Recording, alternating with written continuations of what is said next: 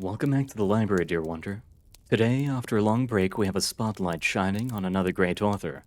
An author of authors and spinner of otherworldly histories, they tell tales from legends and our own world's environment. Now let us begin our adventure through Maxyfran's worlds with a more than simple scribe. A bud fears bloom, leaves blocking its view. Following the path of silk past the mountains decorated with the teeth of the crying dragon, the tear-filled lake owes its name to. One can find the state of Laupan, a city built upon the efforts of merchants and bronze masters, blessing the envoys of the Kaganates and the monks of the far west with ritual bowls of meticulous craft, depicting all events written and yet to write on their surfaces. In the center of Laupan rests the Minted Gate, a building whose height far surpasses any other structure nearby, rivaling the temple towers of the Golden Capital. Upon my arrival, I was asked to attend the castle and meet its regent. "Welcome, emissary of heaven!" A nervous young man greeted me as we walked into the interior garden of the palace, where a table sat before a persimmon tree. We both sat down, tea brewed for the occasion. "Allow me an introduction. I'm..." He stumbled his words, his cheeks mimicking the fruits over his dome. "I'm Bai Zi, son of Li Zi. Tian Hong, who scribes." A bow was due. "I remember you from my last visit, Bai Zi." "Not mutual, I'm afraid. I was too young for memories to retain. My father helped fill these holes of the mind, what with the many stories of your visits." Bai Zi laughed, but an insecure breath shortly followed, the man entwining his fingers in diffidence. Finally, his composure returned. "He is now too ill to remember these stories. Too ill to rule, too, so I've taken his place. I cannot say I'm too confident in the choice, but it was his choice, so I'll respect his wishes." "Why is it that your confidence falters?" A simple question, oft accompanied by tangled answers. "Ah." Bai Zi faltered, his mind carefully picking the words he next wished to say. "Before my father, Laupan was no more than a market. It was thanks to him that it became the polished gem that we see now. Thanks to him, the city grew in vigor and populace, and fell not to bandits. I am not fit to take his place," Bai Zi admitted, his eyes reflecting the poor state of his soul. "I have not yet brandished a blade, and no poems of my feats have been carved. At my age, this not only shakes my worth in the eyes of my father's court, but also the worth reflected upon my own." I sipped the tea, its warmth thawing the following words. "I have walked these grounds before your father was born, before his father did as well. I spoke with both, and they too had doubts. No one obtains the talent to lead as birthright. It is nurtured. Your father lived through tumultuous times, and obtained the skill through these. Your days are tranquil, yet that does not mean you're unfit to sit on your father's throne. It doesn't mean I'm fit for it either." A quick reply, another sigh following. Bai Zi's tea turned cold, untouched. I'm sorry, Lady Tianhong, for wasting your time in such unsightly manner. I just fear for Lao Pan's future. The future I'll be the guide of. Fear for it? It shows your care. I put down my tea. But fear alone leads to self-destruction. Fear is a powerful warrior and can be a strong ally, but only if you don't follow through on its words. Instead, focus on the root of it, Lao Pan. I do put all my attention into Lao Pan, but it tires. A weak leader cannot rule strong people. To answer him, I raised my cup once more. You're akin to tea. Without leaves, it's merely water. Water flows freely, but constrained to a cup, it stalls, purposeless. With leaves, it gains texture and color. Its strength shines through. But allow the leaves to remain too long and it'll turn bitter, burdened. A balance is necessary. The cup is put back down. Balance is, of course, more easily achieved if the tea understands others have grown its leaves and given shape to its recipient, and that it's brewed for people to enjoy. Baizi stared at his own cup of tea. I understand your words, Lady Tianhong, and yet the self-doubt resisted removal. As is expected, if change was as easy, all of humanity would have reached enlightenment ages ago. Worrying too much about your position will do you no good. Instead, have faith in your people and have faith in yourself. It'll take time, of course, but everything does. If you do care about Lao Pan as much as you say, then next time I visit, you'll have learnt the art of ruling, and poems of you will travel through the Silken Road. Bai Zi closed his eyes before bowing. I see, he mutters. The insecurity remains, but his face seems restored, like that of the child I had met during my previous visit. Thanks for the kind words. I will try to heed them as I move forwards. The meeting then moved on to other themes, and finished with a visit to Li Zi. Despite his state, his eyes glistened like a blade of jade. My time in Lao Pan was fortunate, the state having grown into a city of great beauty, a hub for progress and unity among all nations. The day ended, and my stay followed suit. As I walked among the clouds, verses joined my flight, wishing to accompany me across the land. Bai Zi, son of Li Zi, Lao Pan to him bequeathed, to rule over this land of teal, bronze, and fair trade.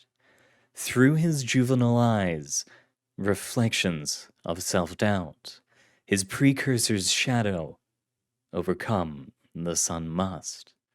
A blade he's yet to grip, his poem yet to write, inadequacy's slave, by Z's afraid to act. In time he'll trust his self, rule justly, hold the sword, like a persimmon tree, by Z will bloom anew. That was the first in 3 stories involving Tianhong, and not the last time I will mispronounce another language in the spotlight. The next one holds a great focus on a magpie of scholarly origins. The magpie leaves its nest, fleeing winter. It's always a pleasant surprise to walk into the capital of tranquil Yin. Each trip taken is like stepping into a new world, the city growing with each visit in manners no god can predict. Farmland mix with wooden temples that reach into the heavens, allowing prayers to reach Nandao Xingjun, the deva that grants fortune unto the farmers and their crops. All rivers under heaven connect at the center of the city, where the great palace is situated, resting upon the back of the great dragon turtle, protector of the capital. A new building has been built next to the palace, rivaling its grandeur. The Great Royal Library, a construct of 7 floors, a mixture of wood, clay, and stone, reinforced with the finest bronze. Hundreds of tiger statuettes protecting the temple's balustrades, ensuring no evil destroys this temple of human ingenuity. Inside the library was every book known to man and several known only to the denizens of the sky. The manuscripts occupied many forms, from treaties carved into the scapula of oxen to a new art of recording history. The use of dried leather to carve matters of utmost importance. All these books have been acquired and then organized by the king's scribes, a massive flock of all types of birds, gifts granted by the devas. The flock is divided into different species, each carrying a different duty. Cranes, with their great wisdom, organize the books in ways only natural to them. Owls, with their perfect memory, know where each book is located and guide the patrons wherever that which they need is. The great falcons, beasts the size of houses, fly and carry the heaviest books wherever they are needed, oft accompanying officials in their trips, carrying their royal decrees. They also carry those who are too weak to climb the library's many stairs. The crows, malicious yet just, flock around robbers and those with impure hearts, barring them from the library, acting as its royal guard. 100,000 sparrows fly across the king's land, collecting stories that haven't yet been written, and relay them to 100,000 quails, their beaks the perfect knives, transcribing tales into materials fetched by 100,000 orals. Finally, the head librarian, the Magpie, is hardly ever inside the library, flying all over the king's land, searching for all text with the most value, exchanging riches of all kinds for clay tablets and turtle shells. The Magpie is always on the hunt for that which shines. She never falls for empty words and thoughtless script. One cannot barter with the Magpie. If she does not approach you, then your words have little value to the people of the capital. I have had many encounters with the head librarian these past 10 years. She has promised to give me gold, silver, bronze, mercury, eternal life, eternal love, eternal fortune. Reign over all 4 cardinal directions.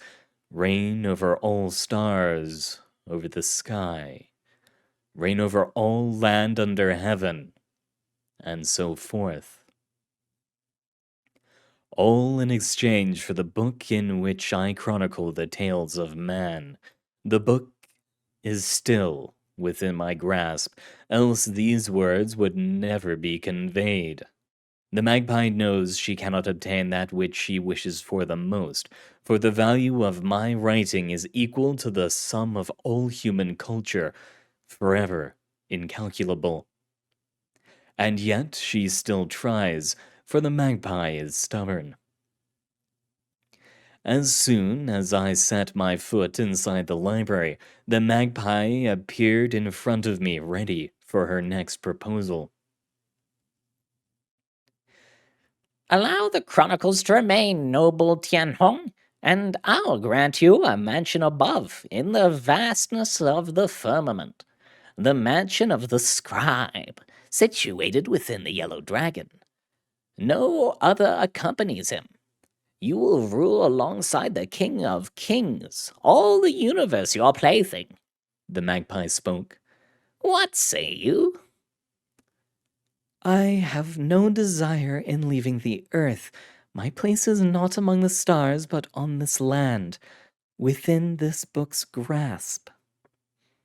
A simple response for such simple proposal. The magpie sighed. I yield then. If I am unable to convince you on this house of wisdom, I will not convince you anywhere else.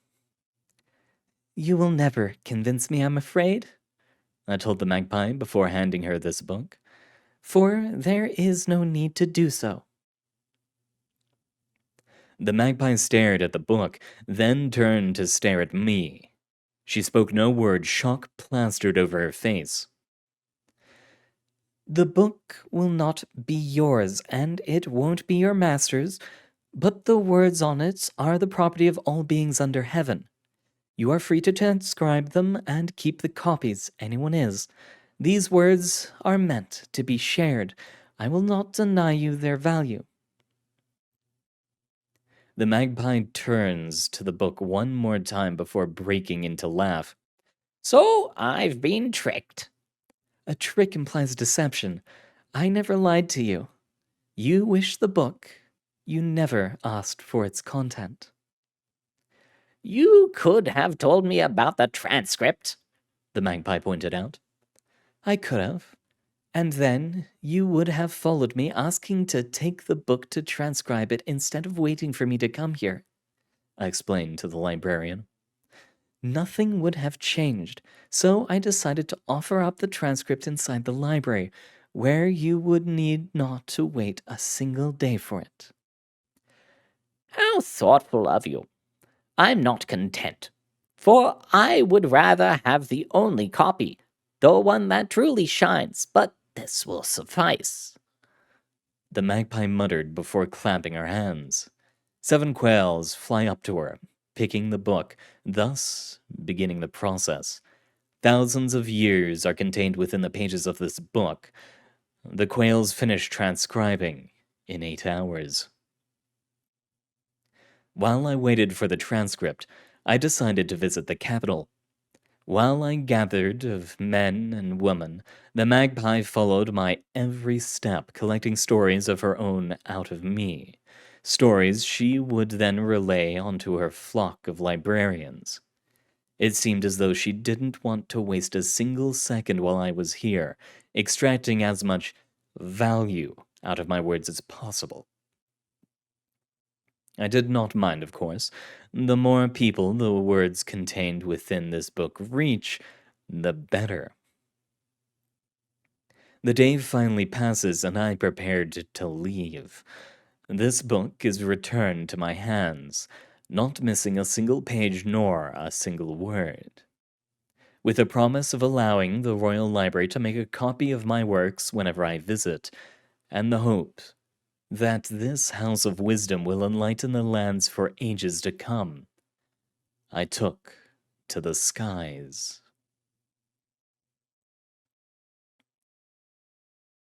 It's hard to believe the town of Yin was once the capital of all land under heaven. It was once the city from which all roads came from, to which all rivers connected, where people from all kingdoms came to visit. Now it's an abandoned town, home only to the ruins of ages past, pieces of the many places and temples built throughout history can be seen scattered across empty fields, remnants of long-forgotten battles. A mountain now stands tall where the great palace once did the same. The titular dragon of Yin having long succumbed, his body having turned into salt and stone. For many years, however, the Royal Library remained the last gem of the previous dynasty. Even when the capital moved and everyone else moved with it, the library remained. 5 of its 7 floors have disappeared, and yet what remained of the flock still carried out their duties, transcribing texts just as they had in Yin's apex, allowing any wandering scholar to find a lesson yet to learn. Now, 934 years after its conception, it will be taken down, its contents soon to become a pyre. The King of Qin has decided its fate, and the King's word is absolute. He has become the fire ruler of heaven and has decided all history before him must disappear. The Royal Library is part of this history. When I arrived at the location, I see a storm of feathers ascend from within the library, thousands of birds flying into the sky, each carrying a text of some kind. I stepped inside, seeing more birds picking up all content, attempting to save all they can from destruction. Among them is the Magpie, who turns to meet me. Despite my consistency unbroken throughout the centuries, she looks surprised. So, it's been 21 years already. The Magpie spoke, exhaustion in her voice, like a willow twig that is soon to break under a harsh winter wind. So it's been, I replied before pulling a copy of my journey for the past 21 years out my sleeve, giving her the book. She refused to take it. I don't want a copy this time, Tian Tian. I want the real book. It was my time to be surprised, for she hadn't requested for it in centuries. You know my answer. I do indeed. You and the book will never be separated, She replied, taking my hand in hers. I want you to come with me. We'll leave this unjust world and find a new library, a better one. I couldn't help but feel pity for the Magpie. I'm afraid I cannot go with you. You don't understand. You must come with me. We've found a library that extends eternally, far from the reach of kings and devas, a place where our work will not suffer because of men, nor will it be judged by deities, a place where they'll remain past the time we become nil. I know of the place you speak of. It will keep you and the books here safe, I told the Magpie, taking her wings on my own. But I cannot follow. My work does not suffer because of man. It exists thanks to them. To leave would be going against my heavenly duty. And is that a bad thing? The Magpie cried. You'll be killed if you stay. I will not. I spoke with confidence, putting my work's copy in her hands. She begrudgingly accepted it this time. And even if I am to die, it won't change my mind. To deny the cycle of samsara is to deny existence. And so, the Magpie's last attempt ended with the bird shedding her last tears while on Earth, holding the book that signaled said defeat. So it's goodbye then? With the next words she spoke, I shook my head. Goodbye arise in a day, I told her, my hand removing the tears resting on her face. Today we spend the hours we have left, for this might be the last time we see each other. Wouldn't that be better than a goodbye? Of course it'd be, the Magpie exclaimed. But a single day will not erase our parting. It needs not to be erased, but remembered, I told the Magpie, taking her wing into my hand. So let's make it worth remembering. Following these words, we spent a fine day together. In truth, it was not worth remembering, for we spent the day like the many others we'd spent before. A forgettable yet unforgettable last day. The last tranquil day of the great royal library, and my last encounter with the Magpie. Upon the day's end, I departed, but not before deciding to humor the Magpie by making a deal with her. I might not be able to bring you copies wherever you next go, so I offer a small token in exchange, I told the Magpie, producing a small wooden box where I kept brushes and hairpins. On its front row now rests a crude drawing, a memento. I'm no aspera or muse of the arts, but I hope it at least satisfies you. Keep it so you remember me, through both smiles and cries. The Magpie accepted it, embracing the gift. I've never seen anything shine more. Thank you, she said, few words that meant many, many more. The moment ended with an embrace, such that each of us could forever remember the warmth of a dear friend.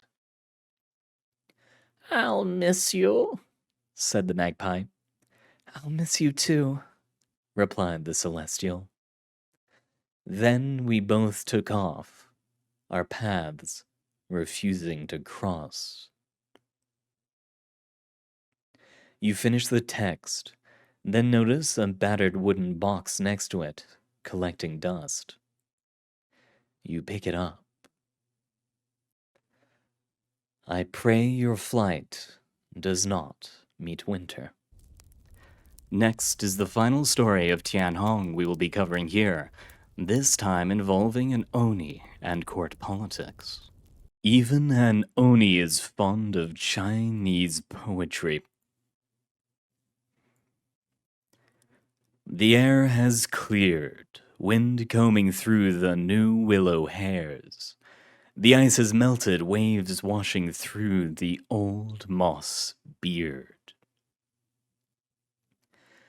It is said that when the scholar Miyako no Yoshika spoke the first half of the poem while crossing the Rashomon Gate, the second half came to him as a reply from the roof of the gate. Curious, the man diverted his course, walking up the old staircase leading to the top of the poorly kept structure. Once there, he met the child of Ibaraki, the foul Oni, half beast and half demon. For many, it was known as the creature who terrorized the Rashomon Gate, enemy of envoys and tutelare to the bandits that called Rashomon home. The creature was 15 shaku tall, towering over any man. Her skin leathery and yellow, the color of congealed fat. From the waist up, the appearance of an ogre with enormous fangs, dirty hair, and eyes red like the color of the many she's killed and devoured through the years. From the waist down, she bore the appearance of a crocodile, the beasts that hunt unsuspecting passers-by at the edges of the Yangtze.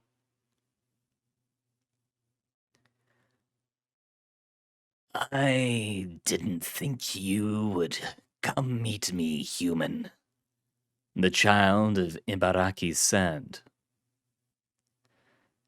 I wish to meet a fellow scholar, Yoshika replied. The child of Ibaraki laughed. You will find no master of poetry here, merely the scourge of Heian Kyo. Is the scourge fond of poetry, then? Yoshika asked. The child of Ibaraki raises an eyebrow, not expecting the man's willingness to speak with the murderous abomination. Fondness is a strong word. The wind simply carries meaningless words to my ear, so I decided to fix your shoddy poem, make it into something presentable. The Oni chuckled. Yoshika smiled, taking a single step towards her. Care to fix more pitiful poems, then? And this is said to have been the start of a strong kinship, for Yoshika saw past a foul and fearsome exterior, meeting instead a fellow poet. This is a story told and shared through Yamato, especially around its capital, Heian-kyo. I have heard of it for well over 10 years, and now that I was finally able to come to the capital, I wish to meet these two figures.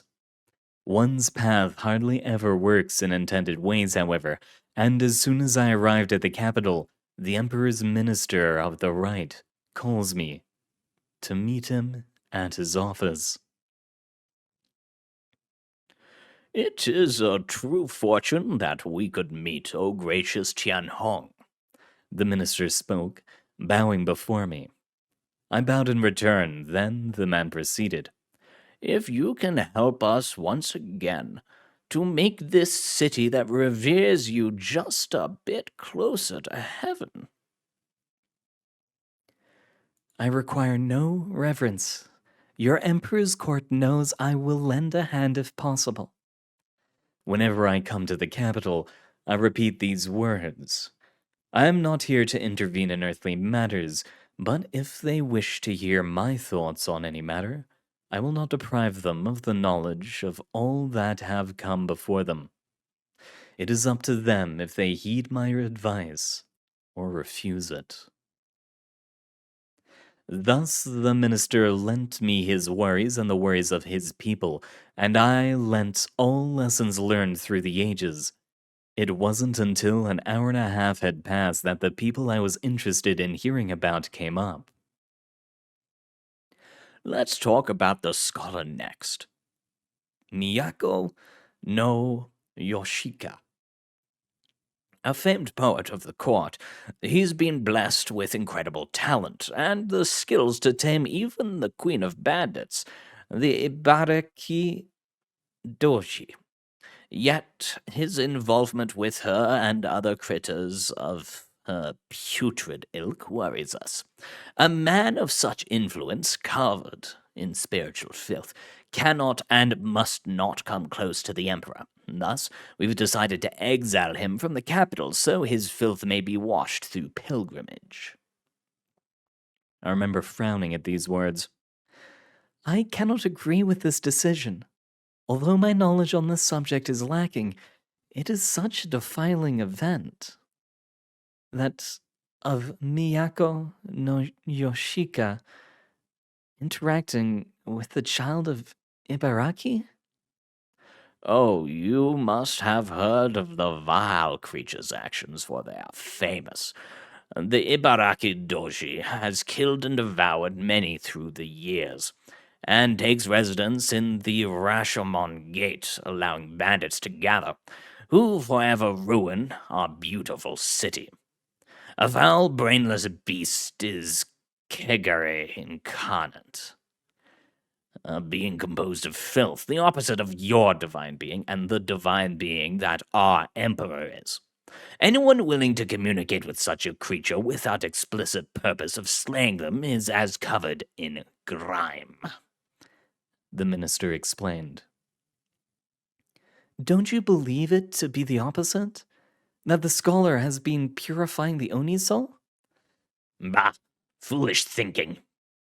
The minister mocked my words, but quickly bowed. Apologies, but no, that can't be possible. An Oni is pure malignancy. To become pure would be akin to stopping its existence, and if that is the case, then why does Ibaraki Doji still draw breath? Perhaps you're wrong about Onis. I will not deny the chance, even if I don't believe in it, but to allow a friend of a murderous beast into the court? The Emperor and all under him would be seen as a joke. The minister spoke, shaking his head. I apologize again, no gracious Tianhong, but this is no matter to be discussed. The court at large wishes to remove this filth. Miyako no Yoshika will be exiled. Part of me wished to ask why the minister had decided to ask for advice from me about this, if the decision had already been made, and no word I were to ask would change this. But I instead decided to ask something different. Where is Miyako no Yoshika right now? Do you know this? I assume atop the Rashomon gate alongside that wretched Ibaraki doji as usual. Why do you ask? The minister asked. Do you mind if I give him the news myself? I asked. The minister blinked. No, of course not. He shook his head. I would advise not to meet him now, if he's with the Oni. I fear what the beast could do to a divine being such as you. I will take this into consideration. I thanked him, bowed, then excused myself, departing for the fabled Rashomon gate. Indeed, both the scholar and the Oni were sitting side by side atop the gate, engaging in idle talk. The Oni turned to me when I descended near them, glaring daggers as I approached the pair. State your purpose, Tenon, she growled. I bowed. My name is Tianhong, who scribes. I am here to finally meet you two, who I've heard so much about. The Oni laughed. Well, you've met us. Now scatter. The scholar laughed then, placing a hand on the Oni's arms. It would help you to be less aggressive in the presence of visitors. Lady Tianhong here wishes to meet us, and I don't see a reason not to share a few words. Words have value. They're wasted on celestial beings such as her. The Oni spat. Am I to assume one of my kind has hurt you in the past? If that's the case, then I apologize. No, I simply find the existence of beings that walk among the clouds away from all suffering rather insufferable. The Oni seemed prone to aggressiveness. Are you done with this nonsense? The scholar asked the Oni, who laughed again. Sure. The child of Ibaraki seemed content after the exchange, a sigh escaping me. Well, Lady Tianhong, it's a pleasure. My name is Miyako no Yoshika, as you must know already. This woman by my side is the child of Ibaraki, who bears no name but the title of her hometown. To what do we owe your kind visit? He asked, walking towards a small cabinet, pulling out food to serve me, their guest. A pleasure as well. Although I'm afraid this visit is not as kind as you believe, I admitted, deciding to tackle the issue as soon as possible. I've been informed that you'll be exiled from Heian Kyo, for your ties with the child of Ibaraki has dirtied your soul. A passive silence fell for a brief moment, first interrupted by the wind-blowing momoji leaves past us. The second interruption came from the child of Ibaraki. Well, it was but a matter of time until they decided to get rid of that which this government deemed heretical. Nothing the fall of their shoddy castle can't prevent. Do not! Miyako no Yoshika raised his voice, speaking with sobriety as he moved his hand to his chin. The people shouldn't suffer for the court's decisions. Besides, they are right. I have chosen to spend my time by your side, and a price must be paid for it. Exile is little compared to the bliss of your company. The scholar smiled. The Oni sighed. Your words are sweet, like Azuki, but they rot fast. I cannot leave the gates. I will not be able to follow you. You don't need to, the scholar spoke. You knew I would one day depart. Human lives are ephemeral, like blossoming flowers. I readied for your death, not for this sorry plot to remove you from the court. The Oni spat again, the pieces starting to click together.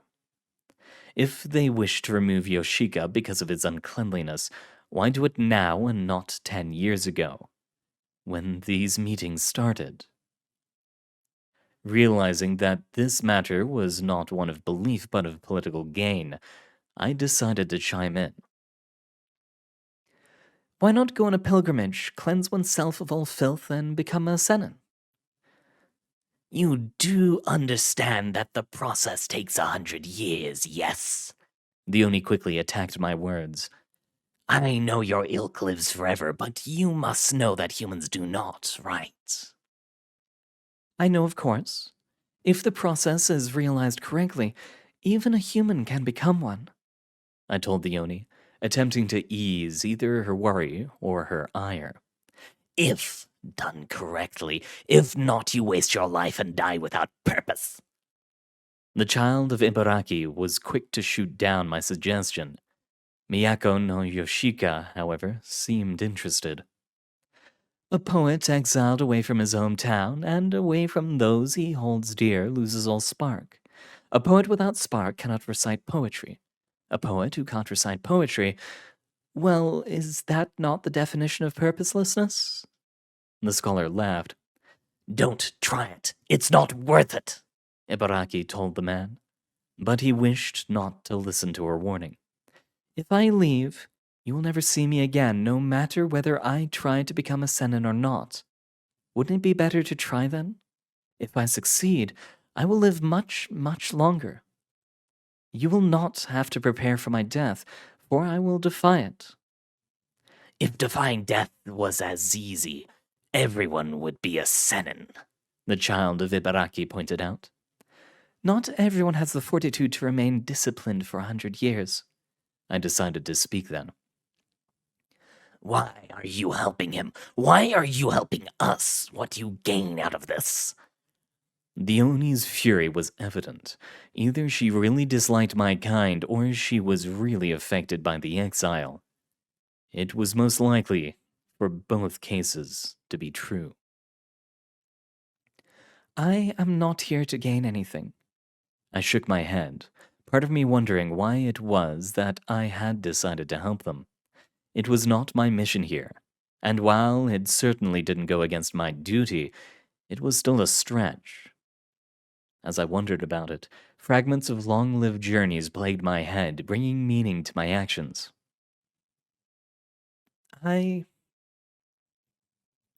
I'm only here because those who care for each other deserve not to be separated.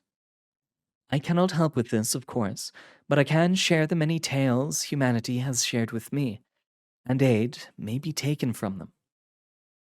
Perhaps I said too much then, for the Oni didn't attack the words I uttered then.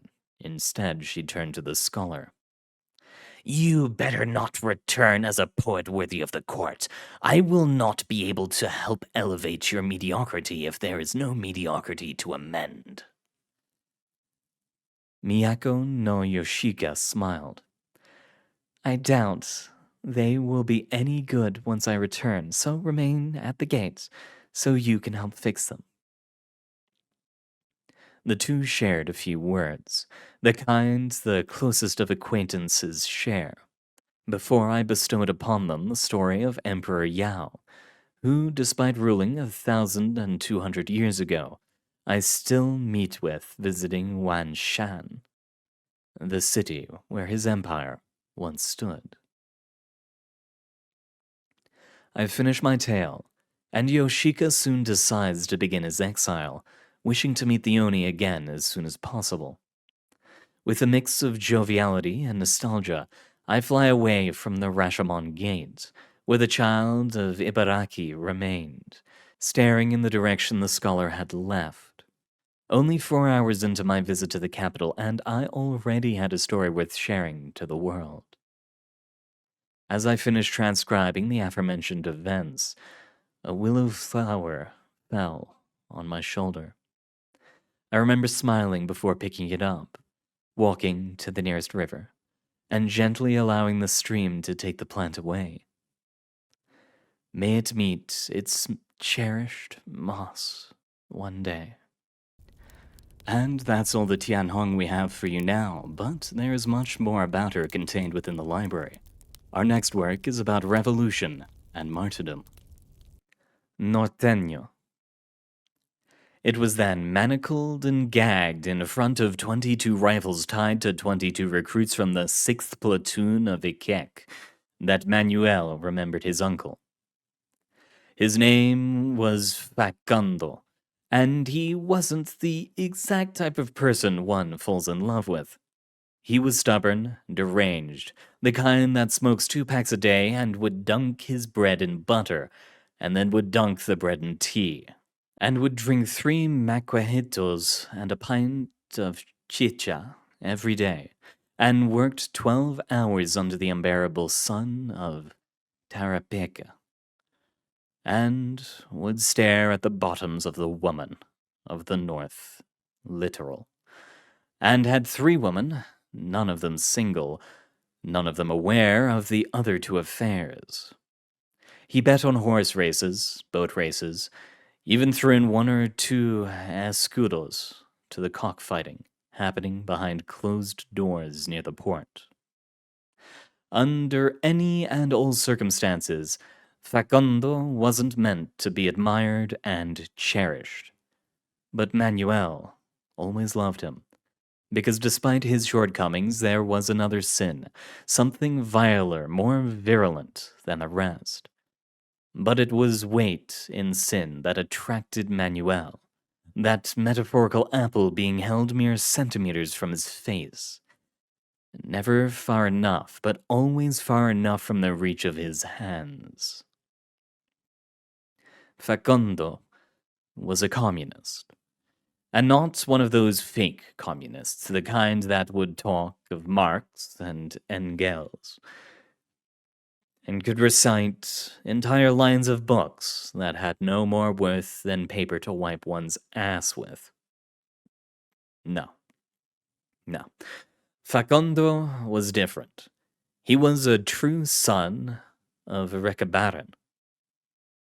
His parents hated Facundo, and they wouldn't let him go see him. His father, Alfonso, was a high-ranking member of the Navy. He didn't know which rank, to be precise. He'd never been told, and he'd never asked. His mother, Jacinta, was a housekeeper, and she would talk to other housekeepers, and they would drink tea and talk of textiles, and would mention Ramiro or Jorgito from time to time. Those queer young'uns who would get together behind the cinema to wet the seaweed, as they said back then. 5 years later, one would die of AIDS, and the other would die standing upright 3 meters to the left of Manuel. They would only execute 3 that day. Neither would see sodomy be legalized. His parents hated Facundo, but that only made him attracted to the old man even more. Whenever he got out of classes early, he'd make up going to friends' houses and would walk to the construction site where he'd work as the boatswain, which was too poetic a title for such a brute of a man. With his small book of annotations, full of bets, lotto numbers, and erotic poems instead of port inventory, and a bottle of cheap beer in hand of the local kind that would disappear with Pinochet's mandate, his uncle Facundo would receive him with open arms, despite the pain he had on the L4 vertebrae when Manuel would launch himself into his arms with a tackle that would have put him in a good sports club.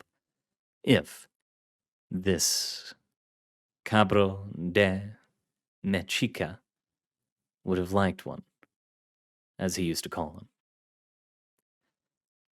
He would ask how he was doing in school, and how was his mother, the sister of his uncle, because they wouldn't talk anymore.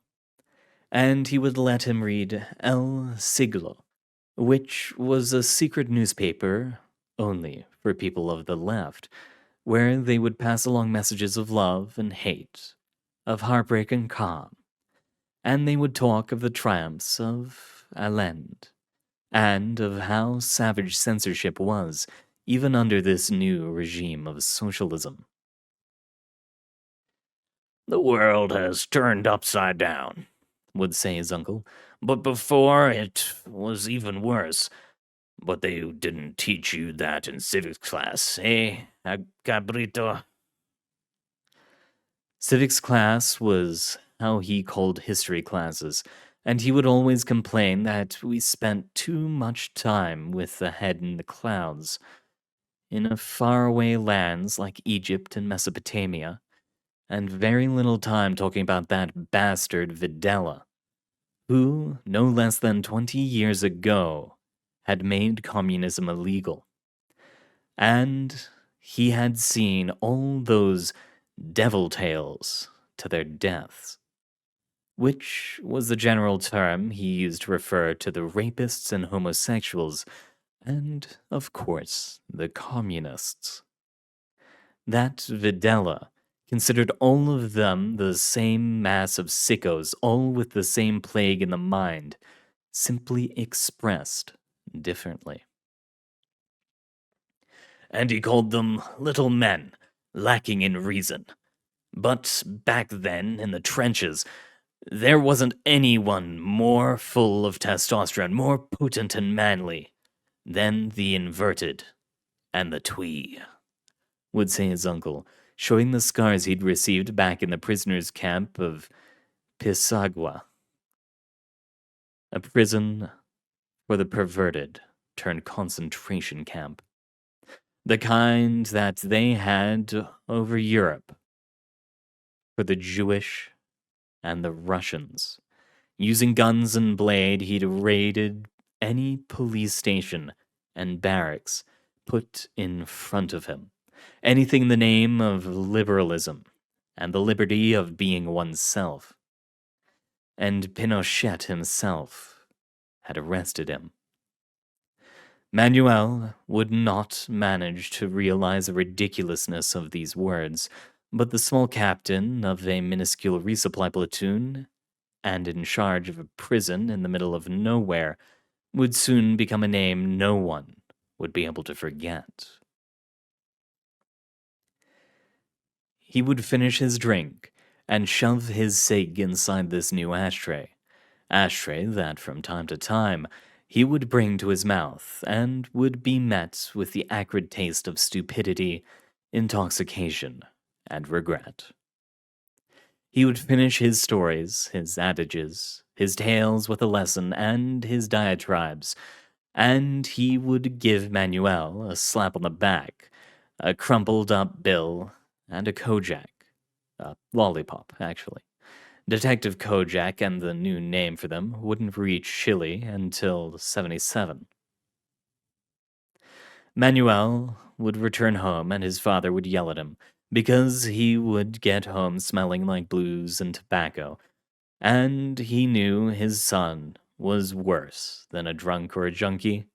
He was one of those rebels that listened to the pitiful stories of a charlatan, and those Videla didn't get to kill. Of those that slipped off his fingers when Ibanez del Campo returned to power. And of course, Ibanez was army general for many decades as both tyrant in his first term and president in his second. On the other hand, the father admired him, but he had as much admiration as there was disgust.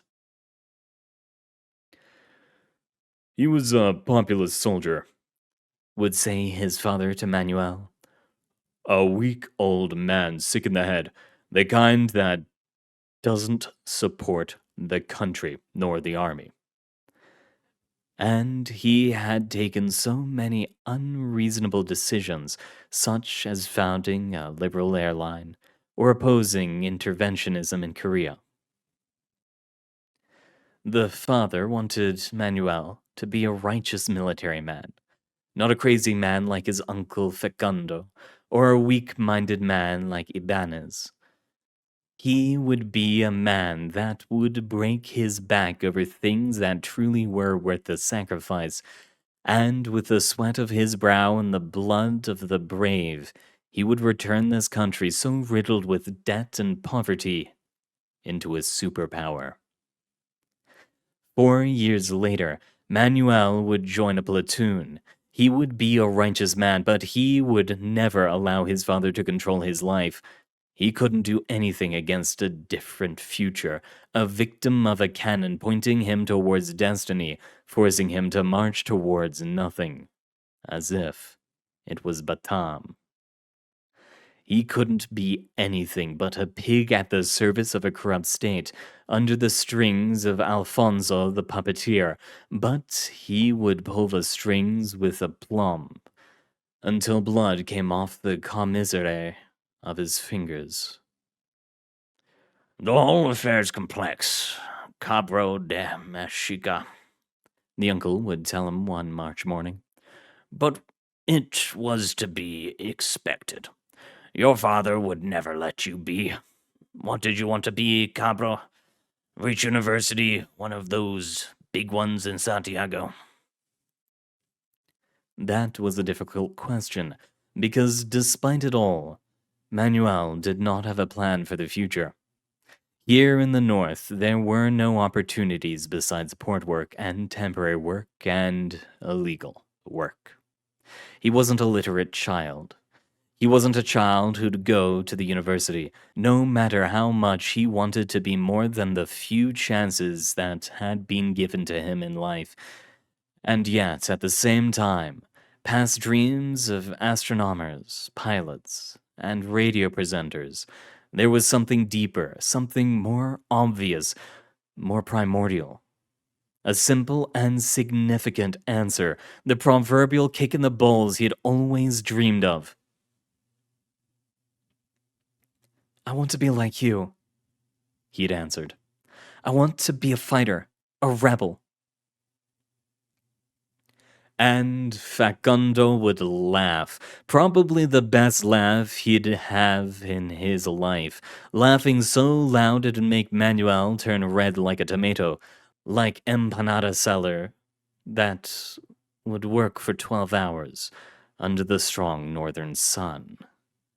The laughter would be so much Manuel would suspect this to be the cause of the fulminant heart attack that would take his life 2 weeks later. Pray 1,000 times, stupid. You'll never be like me, and that's good. You don't want to be the scars that course through my arms, or the cigarette butts that asphyxiate every one of my breaths. You don't want the cuts that split my mind, that go through my parietal lobe and impact my amygdala, as if my being has turned into one of those pinball machines. Once more, his uncle turned to poetic words that resonate with a pinball pierces Manuel's lobe. 22 pinballs, to be precise. Manuel was full of sadness, not only for himself, but also for his uncle. He hadn't considered it, but he admired a victim for the crimes against his person. It wasn't as terrible as he thought. His uncle had taught him all this with the intent of filling his head with all these crazy ideas, and showing him a cruel world, a world he had fought in order to change. But it made sense that he didn't want Manuel to follow in his footsteps as closely. His uncle was a pariah and a pig, and if the times hadn't changed at the perfect time, he'd be hanging from the central plaza or resting at the bottom of a pit, accompanied by the rebels who weren't as lucky, cadavers upon cadavers, victims of a day like any other. Maybe his uncle would have left the matter there, but Manuel had cried and men didn't cry. And if they cry, it's because they need to become men. So one last time, his uncle put a hand on Manuel's shoulder. "You'll never be like me, cabro. But there's the chance you might be better. Unlike this old piece of junk, maybe you'll make something out of yourself." That same day, he took him to the local branch of the Communist Youths.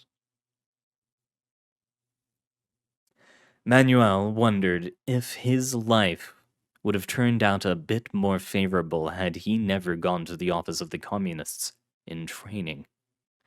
If he hadn't cried that day, if he had decided to go to Santiago, to one of those traditional universities, if he had listened to his father, if he'd never listened to the otherworldly narrations of his uncle, so many routes he could have simply evaded. But they were different times.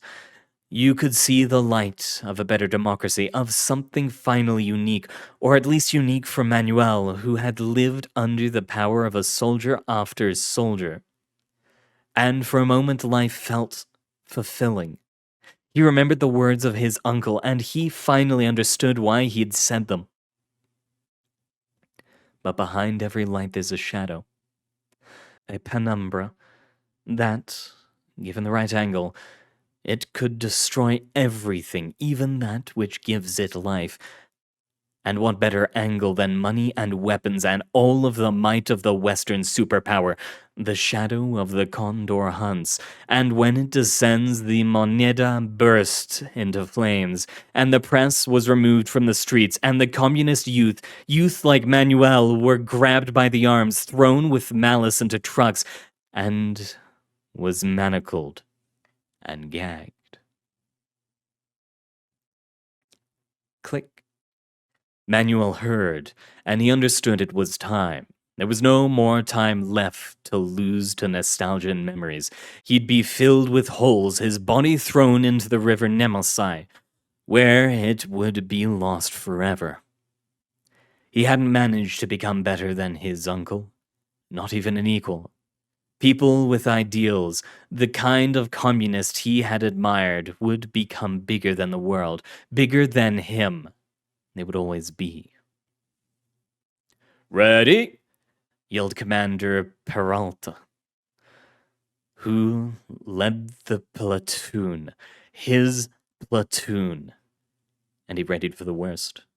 He thought about his mother, who would commit suicide in 2 years. He thought about his father, who in 3 weeks, full of iron frustration, would bash Commander Peltra's head in with a brick, and would be shot at by 2 privates before disappearing, but not by his own will. He thought of his uncle, buried already in a lot at the local cemetery, and about him no one would know until the earthquake of 85 would take him out the ground and become a lack of documents, would be thrown into a mass grave. There's no second chances on this earth. "Aim!"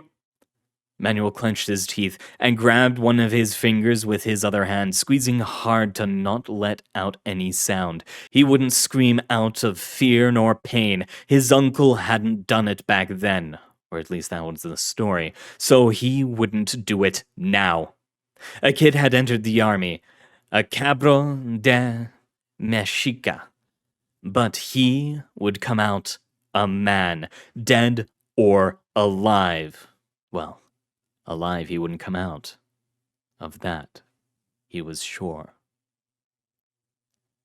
"Fire!" They say death lasts a second, but it feels like an eternity. Manuel wouldn't know if that is true, as the pain of the first bullet straight to the chin, teeth flying off, would sadly reach his brain a bit before the 4th bullet pierced his left eye, killing him. Manuel would be one of the first 6 extremists, killed that troublesome day of September 11th, the first member of the communist youths who would die, although many more would follow. And although he would never know this, Manuel would become a symbol of the fight against the dictatorship. Manuel wouldn't know either, but in the city of Tarapica, they would talk of him, past the corners, and under fir trees, and behind swing sets, and after 11, and under the moonlight, and in houses that connect the kiosks, that connect to houses that connect to the plains and the deserts, and the voices would say that he was a martyr, and that his uncle would have been proud of him. Poor Manuel, a catalyst but still an extinguished soul. Next up is another story from the country of Chile, about a poor hopeful. Callampa. Eat your food. Her mother had told her that, but Juana didn't have time for this. She needed to get early to school, so she grabbed the ham sandwich, put it inside a small container that used to contain butter when she bought it from a store 3 years ago, and made her way to school, following the same steps that she'd traversed all these months. First, she goes to the dining room, if you can call it a room, and not just the remnants of the house that weren't bedroom, kitchen, or bathroom, and then one goes to the door. Except it's not a door, but a metal sheet you push to the side, which used to be the roof of a factory. Galvanized steel that now protects the Loyola family from robbers and terrorists. Once she's out of the house, Juana follows the marks in the mud, remnants from her walking the previous day. The ground soft thanks to the meridional rains of winter, fruits of the incestuous affair between El Niño and his sister, La Niña, would create deep prints in this earth that belonged to no one. And when it rained on days like today, the ground would turn to mud and your feet would sink until the ankles, and everyone used newspaper tied to the shoes. But Juana left just like that, because her feet would end up covered in mud and grass, and she ended up covered in ants, and so she'd use that excuse to clean her body at school, and no one would tell her a thing, because who would tell anything to a girl taking a shower in the school's sink? The girl leaves the camp, which takes her almost half an hour. The camp grows like weed, new houses of cardboard and melamine, and mattresses appear in the middle of the night, appropriating the lands that Allende expropriated from the landholders.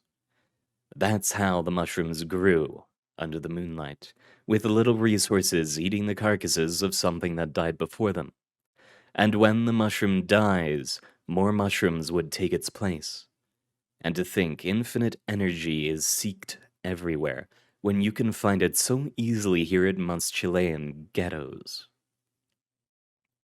Reaching the town's limits, Juana could see the delineating line between her city and the next one, the mud and trash bags and rats and dogs feasting on all this rubbish, and the used toilet paper and cardboard soaked in oil and cigarette butts would be replaced with solid earth and concrete, and S-shaped bricks.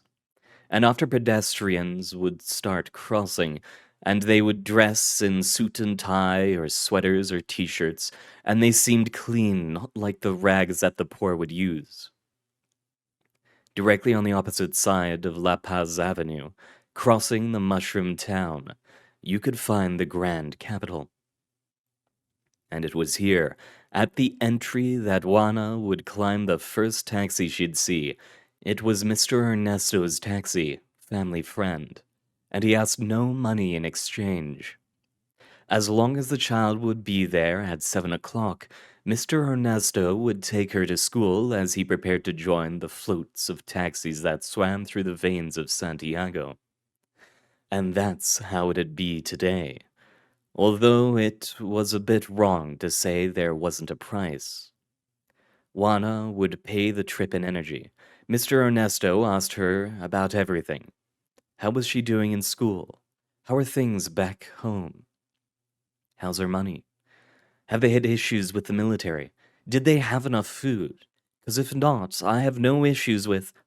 The words slowly boil and burn her, becoming a pasty gruel, like lentils.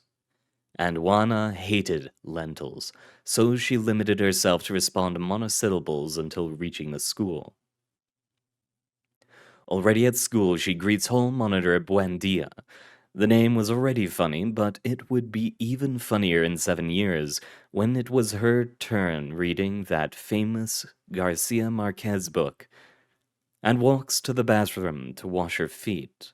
An act of self-love, if she understood the religion classes, except that guy who got his feet cleaned ended up dead, so she didn't know quite well what kind of metaphor to extract from there. In the end, she had washed her feet already and dried them with the toilet paper that they resupply every day here at school. Without thinking it twice, she puts the rest of the paper on her backpack and goes to the first class of today. Juanita, you're late once again. They would tell her off once she got to class almost every day, 'cause she wasn't good with time.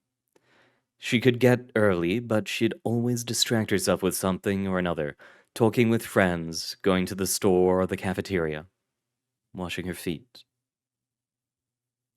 In a couple decades, she would be told she had an attention deficit. Thankfully, she'd be told this well after the era of people like her being sent to sanatoriums and asylums was over. I'm sorry, teacher. I had to go to the bathroom due to an emergency. And the teacher understood and allowed her to sit down.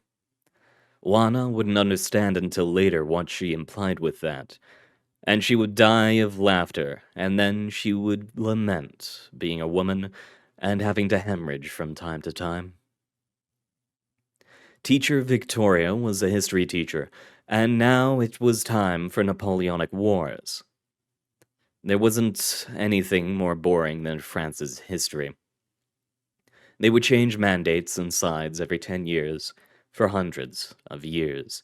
At least with the previous government and the one we had now, change had lasted now a good decade. In the future, the kids like her would see history and would be happy it didn't change every 5 seconds.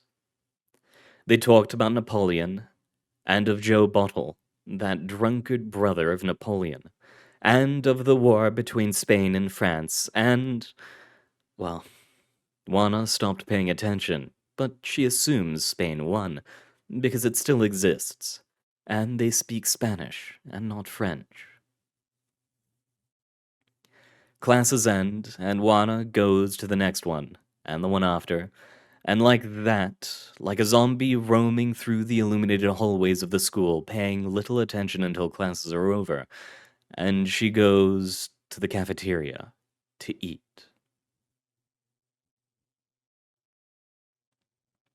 The truth is that Juana didn't have a lunch pass. That cost money, and her mother didn't have money for things like this. With enough luck, she had made enough to buy her the school books and the uniform that wasn't cheap at all. But as it was tailor-made and came in sets of 20, several parents could gather and buy them all at once. And it was easier. And Juana's mother could pay little by little, and didn't need to ask the bank or some moneymaker that would throw the gendarmerie her way if she didn't pay. Her mother, and many others, would say the soldiers of peace were bloodthirsty, and if the opportunity was there, they would hunt them both, and their heads would end up as trophies on a wall, like in that booklet she had to read last year, about a millionaire hunting people as if they were tigers and leopards. The literature teacher had said, down south, they did that. They would grab all political prisoners, which was a term people used to talk about terrorists and robbers, or about heroes and misunderstoods, depending on which teacher you asked. And they would be put inside big places with electric fencing, the kind cows and sheep were put into. And there they'd see them run like beheaded chickens, and they would shoot them from time to scare them. And then they would get them all, and they would disappear forever. Juana didn't know how true that was, and honestly, she didn't care much. Better far in the south than here in the capital. Once she'd taken the tram because it wasn't free, but the little kids weren't charged, so she could skip the turnstile and go free, and ended up looking through the window and saw many riddled corpses against a wall. There, like it was nothing. That day she felt sick and went back home, and never took the tram again.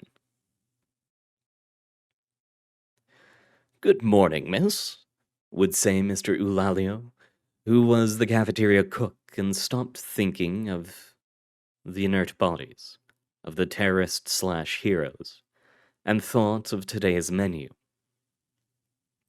Fried fish with mashed potatoes. She wasn't a fan of mashed potatoes because it wasn't potatoes. It was a yellow powder that looked like Quaker cereal, and they would add milk. At least here, her mother would add water, and it was even worse. And bam, it would turn into mashed potatoes. Even then, with hunger, one eats everything.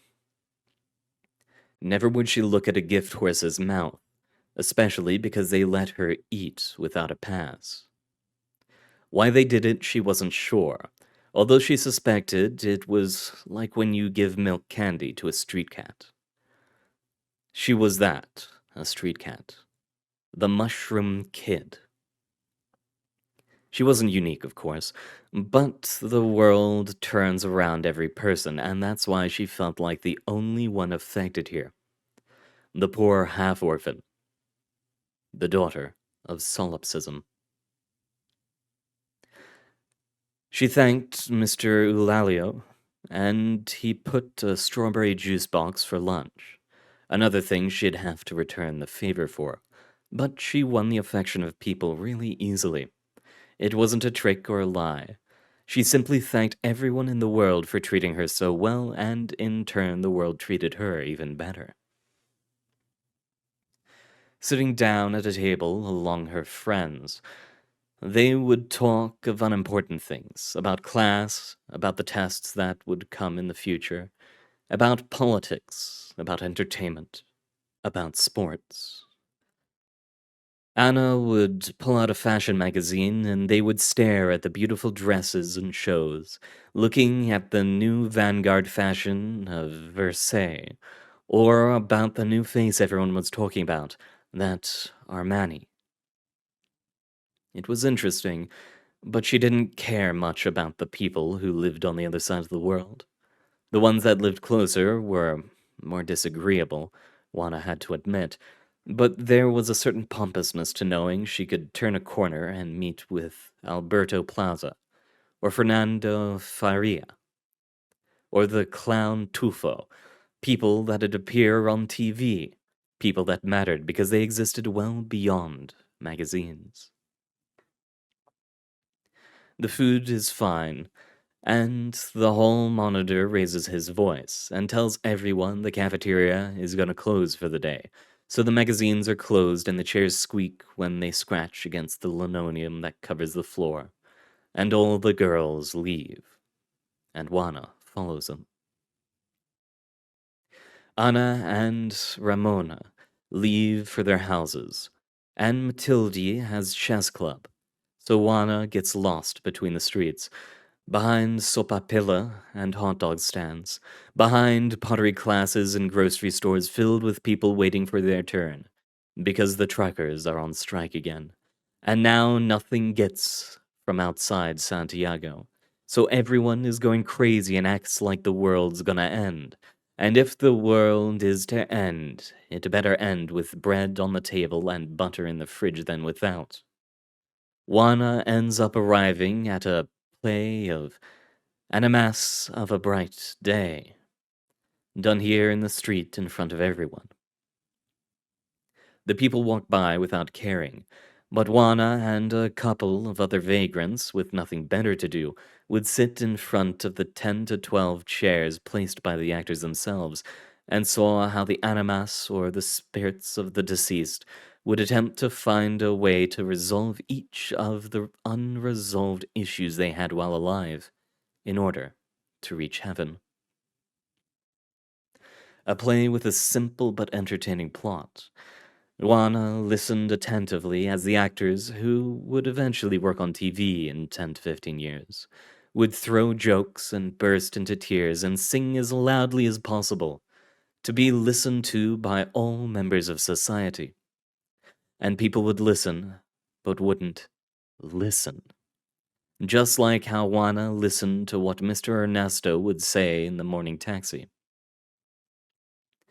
Finally, the animas would reach heaven, or most of them, anyhow, and the play ends. The actors ask for money, but they receive very little, and Juana feels a little bad, but she had no money to give, and she was already used to the tingling feeling that gnaws from the inside when seeing people just as poor as you without being able to do much. The actor probably noticed this, saw the sparkling in the eyes that only mushroom people have, and continued on, without bothering her. Juana smiled a bit, thinking of the terrorist/heroes. Did they have that same telepathic ability, that capacity of understanding one another, of recognizing each other immediately with only a glance? Maybe. But she'd never be a terrorist, and she'd never be a hero or heroine. So she got up from the chair that didn't squeak against the floor and continued. The truth is that the life of a mushroom kid is difficult, but it could be worse. She could have the life of the pursued, of the ones who truly die of hunger, of the people who live in the shores of the Mapaco River and get food out of the trash, and they bathe in those black waters of a river in which people still throw their plastic bottles and popcorn bags, and the sopaipilla and hot dog stands throw the cold oil into the river, and the people bathe in that filth because it is better than not bathing and rotting while alive. Not having a dad was hard. That when a friend told her her father hit her with a belt, she understood that there's worse things than living like a mushroom. And with that thought in hand, she walked through the streets of the grand capital, dancing to the tune of the street songs, of the man with the guitar, of the ambulances and military vans, of fire trucks and the tickling of air conditioner, of the words of the square evangelists and the yelling of grocers and gas sellers. She crossed the streets Monjitas and Miguel Claro, and she admired the cathedral that's there, next to the police station, next to the post office, next to the train station. And it's here that a man dressed like a train conductor gives her a stamp set in honor of the new expansion of Line 2, which now goes till St. Anna, till the first high school for girls, and also the central market, the one where they sell gas lamps and curved bottles and scimitars and mahogany furniture, like a market from Istanbul or Tanzania. For the mushroom people who live day to day, the city was everything, because they had nothing. Life was difficult and it was hard, but when one's at the bottom, you can only look up, and what's up is beautiful. She didn't want to end like the mushroom people who would hang from the trees, or those who drank boxed wine and cried and cried. Her mother had not cried or had hung herself when her father had left, and she wouldn't do it either. Honoring her mother and many others, honoring the world that gave her this little space in the world. She would keep walking through the capital streets and enjoy the street theater and would listen to the city cacophony and would be marveled before street food and would receive stamps from men dressed like train conductors, even if she had no one to send a letter to. Juana would finally get home after walking for what felt like an eternity and a half, would reach the border area between Grand Capital and Mushroom Town. She takes a step, and the sound of cars and sirens of police cars and the yelling of the grocer is replaced by the laughing of kids playing ball and the crying of the drunkard and the inconsolable screaming of the woman who two gendarmes would take her kid away due to suspicious activity.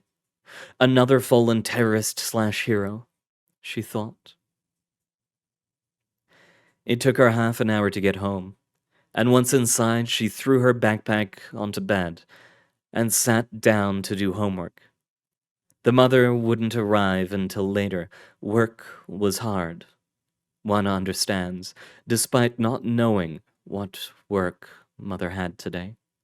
Every day it changed, and Mother got tired of answering, so Juana got tired of asking. Her mother wouldn't arrive home that night, not because of something vile and perverse, but because it was easier and cheaper than going and coming back again. So Juana made dinner and breakfast herself, all before going to bed. She wasn't annoyed by it. This was life for mushroom people. The next day, it would take her 3 minutes more to reach the Grand Capital, with 17 more houses between her and Mr. Ernesto's taxi. As everyone already knows, mushrooms grow faster under the moonlight. Juana has my best hopes and wishes with her, but our next story is somewhat different. It is about art and what it means. The Samsa Generator. There's this place people call Backdoor Soho. It's a fun name, really. You can get into it walking past the Right Rays on 6th Avenue if you're in Manhattan, or you can sometimes encounter it while traveling from Melago to Almeria on the N340 road. Or if you cross Aberdeen Street, stepping into the right store, wearing the right clothes, knowing the right code. The Aberdeen Street on Shengwan, by the way. No other works. Wherever you get in through, once you're in, you realize that gentrified, claustrophobic streets that never see the light of day all exist in New York, and in Spain, and in Hong Kong. They all converge on the same place, like a fucked up Portland. A mezcolanza of cultures, all rotten to the core. All because they've allowed a parasite to invade their bodies, fill their lungs with mud, and clogged their atria. Art. Art is a parasite. Art can't be a parasite. At the gallery, a man stops me.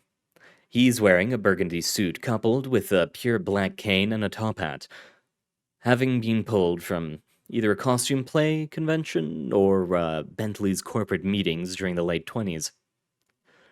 Why not? Because art, my friend, is profit. The man smiled, his teeth on full display. Whatever wasn't tobacco yellow was straight up made of gold. This gallery wouldn't exist without the kind patronage of the marshals, and Soho would be nothing without the critics' people ready to fund anything he so desired. This place's birth is tightly linked to the connections he made back during the birth of data. He helped found the Cabaret Voltaire. Did you know that? I didn't, no. History has never been my forte. Not like I would have cared about the parasite's past anyhow. What would the artist be without capital, without the coin that gives him bread to eat and water to drink? Why would the artist paint if not for the expectancy of their art to be sold to the highest bidder? And why would art matter if it didn't generate money? He laughs. It rubs me the wrong way. Art, you see, is nothing but another type of currency. One may say there is more impact to it, more feeling, more of a je ne sais quoi. At the end of the day, however, it all comes down to how many zeros it adds to your account. The man finished his rant, then went back to the gallery. His gallery. Because a parasite knows how to make the most out of the meat it gnashes, out of the nutrients it steals. The parasite latches onto ideas, onto concepts, and perverts them. Suddenly, a simple life becomes advertisement, and war becomes marketing, and hunger becomes a brand, and anger politics. Ideas are diluted and expanded, destroyed and formed into homeopathic remedies, a conceptual rasa shastra that collapses onto itself and leaves tasteless amalgamations that people stare at and point with their fingers, and call deep and rich and brilliant. Well, maybe they're right. I turn to a woman who has no face. No, that's not right. Rather, her face is fake. It's a mask made of flesh, maybe the flesh of her previous face, but it's not her face anymore. Her body looks broken and skinless and wet and fleshy. She has too many arms and not enough legs. It has wings and a tail, but they're made of sinew and bone and fat. None of it is hers. Deep and rich and brilliant. Amazing words any artist would like to hear. Because why would one not wish to be complimented? Why would an artist not want to be acknowledged and praised and adored? What kind of artist wouldn't want to become God, with their art becoming their apotheosis? The flesh spoke, and her words resonated through mucous membranes she did not have, where her vocal cords should have been. Her face didn't move, it couldn't. But just like the gallery owner, she smiled. Oh, don't compare me to Chrysler, that old fool. He couldn't tell a servo apart from a fucking Kincaid. All he cares about is which one would put more money in his pockets. The answer to that would be a Kincaid, of course. Of course it would be a Kincaid, even if it's nothing but smeared shit. That's why he could never get art. Art is not about profit, it's about the accolades, about the honor. Art is an artist's life. It's their meaning. Life? An artist lives and then dies, but their art, I told you, it's their apotheosis. Van Gogh was a poor schizophrenic bastard who blew his brains out because he saw no point in life. But now he's in the Louvre or the Doors, and he's been all over the world. Parading corpse, yes, but only the most important gets a procession. I turned to her performance. A troupe of reanimated corpses parading a coffin made of obsidian-colored steel and flesh, a box chained with barbed wire. As the rotten bodies moved the box around, I could tell something was trying to get out of it. Something that couldn't scream because its lungs could not function anymore. What was this supposed to represent anyway? An artist's desire to keep going even past death. Because if an artist's life is their art, wouldn't their death mean the same? And thus the artist becomes art too. So, is an artist inside the coffin then? His name was Burden, Chris Burden. He loved this kind of stuff. I'm sure he's proud of what I've done to him. He's become a god among mortals, an unforgettable figure amidst smudges. Wouldn't that make her a smudge too? A stepping stone for a corpse to stand upon? A corpse who wouldn't care at all what this woman had done to him. At the end of the day, it was still parasitic, a bag of flesh used another to fill a hole that could have used any other filling. Instead, a larva had made its way in, digging into the flesh with its mandibles, not letting go. And like a larva, it had desecrated even the corpses, because why would anyone believe that peace could be granted after death? No, even after death, a parasite could latch onto you, feasting until there was less than bone. But that's what art is all about, is it not? In front of me stands another woman. This woman has a normal amount of limbs. No wings, no tail, no desire for pain. Unlike the previous one, her face isn't a facade, but one with emotions I can read. She seems bored. Art's about suffering, about death, about the pain that one goes through to make art.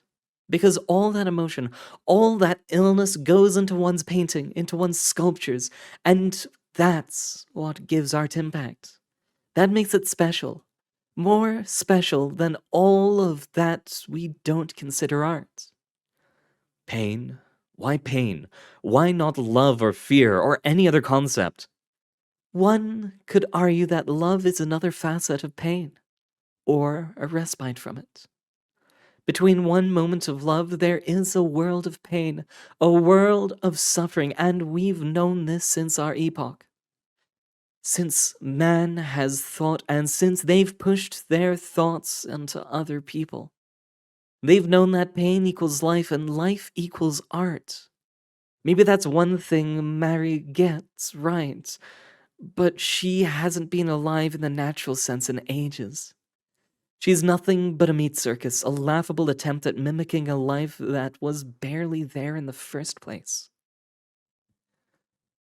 There seems to be animosity between everyone I've talked to today. Or has talked to me, rather. Could art's true meaning be war? Or is it just another facet of the parasite? Art could be war. Rather, war is art. Art disassembles only to build anew. All suffering creates content. Do you think Russia could have entered the art world without Vereshchagin painting the atrocities of Samarkand? He'd be nothing if he hadn't seen Persians tied to cannons and fired, their entrails painting the way for the empire to flourish at the cost of another. Beautiful paintings, each carrying hundreds of Uzbek lives, each tied to the collapse of Bukhara. For some reason, artists were really good at history. Go figure. Instead of another history lesson, I turned to her performance. A series of lights tied to cameras, tied to phone booths, tied to projectors. A potpourri of technology that seemed to serve no purpose. Each is a memory, a visage of terror, a known moment in history where suffering has concentrated. Be it a massacre, a war, a famine, a literal holocaust, a literal holodomor. Step it into the booth, make a call. You will be there without memories of your life. You will live miserably, die miserably, and then you'll be back. Interesting, but why? If you're not an artist, maybe you'll learn to appreciate your life a bit more. Maybe you'll understand that for everything we do, there is another side that we choose to ignore. A less fortunate one. And if you're an artist, maybe you'll be inspired by the suffering, having suffered without really having suffered. That's what my art is all about. So have you used it? Of course I have. Why limit one's suffering to a single moment, to a single life? She kept talking, but I tuned her words out. I did not want to keep listening to what she was talking about the lives she lived in Vietnam and Cambodia and Georgia, about the deaths she went through. I could never understand the desire to hurt oneself, the desire to suffer for the sake of this parasite, of this insect. If art was suffering, then I didn't want anything to do with it. I already had this belief, and the more I listened to what art was, the stronger the foundation of my belief became. If art was money, then just like real money, it was ultimately worthless. If art was life, then just like real life, it held no meaning. If art was suffering, then just like real suffering, it served no purpose. Maybe art was no parasite, but some sort of amenalistic bacteria, something that hurt and gained nothing from it.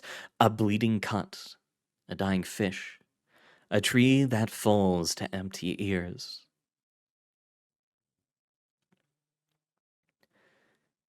Intricate words, almost poetry. You wouldn't expect them to be referring to something worthless, as you've said. The next person I met is a guy like any other, his clothing in opposition to the bubbly air of the gallery. He sits on a reclining chair in front of a rainbow circle, butterflies made of jewels dancing around the room. Of course, people who despise something so openly tend to believe in antinomies, logical paradoxes between how they feel and how they present it to others. So you say, I believe art has meaning. Of course you do. You wouldn't have come to a gallery otherwise. You would have stayed at home. If you have one, and watch TV, if you had one. Maybe go to a bar or a library, or anywhere, but here. The man gets up from his chair. So, why are you here? I'm here to have my beliefs proven true, of course. Art is nothing but a parasite, a worthless, no, less than worthless bug, whose only purpose is to dig into the skin of society, because that's what art is, that's what art has done. I see.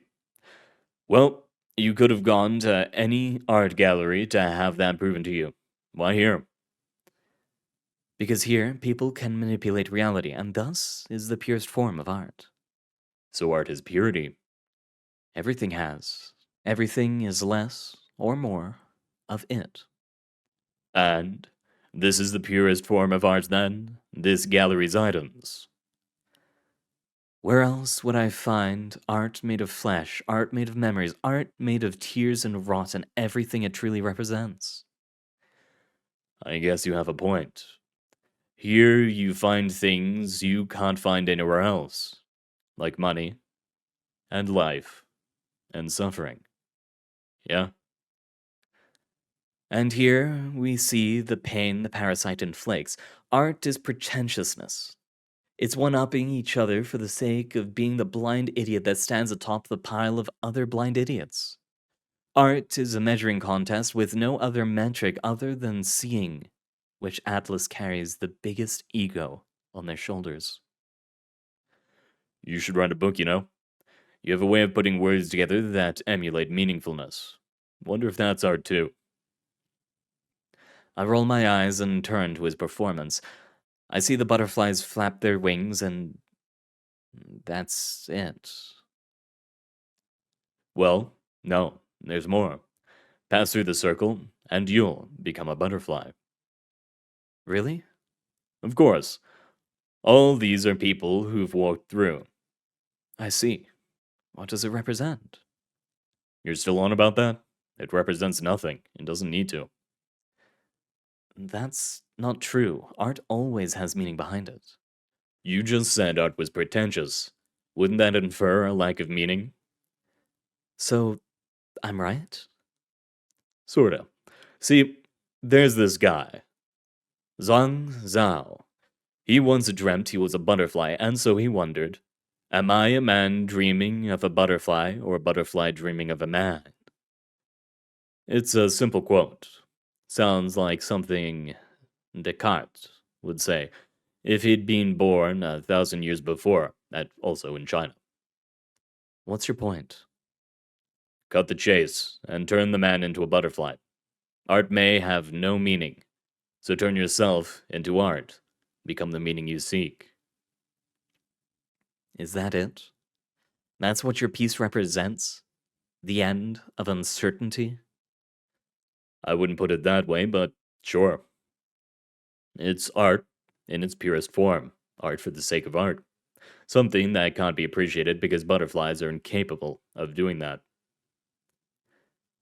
He sits down again, pulling out a box of cigarettes. He tunes me out, I can tell. I did the same to the woman before. He was sick of me, just like I was sick of him. I turn to leave, to step into the next room, talk to the next artist, see what their beliefs are and how wrong they are. But something stops me.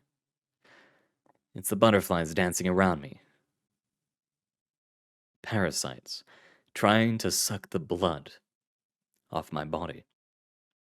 Attempting to guide me to the circle, make me join their ranks. It's an idea that I haven't considered until now. Wouldn't I be proven right if I were to become art?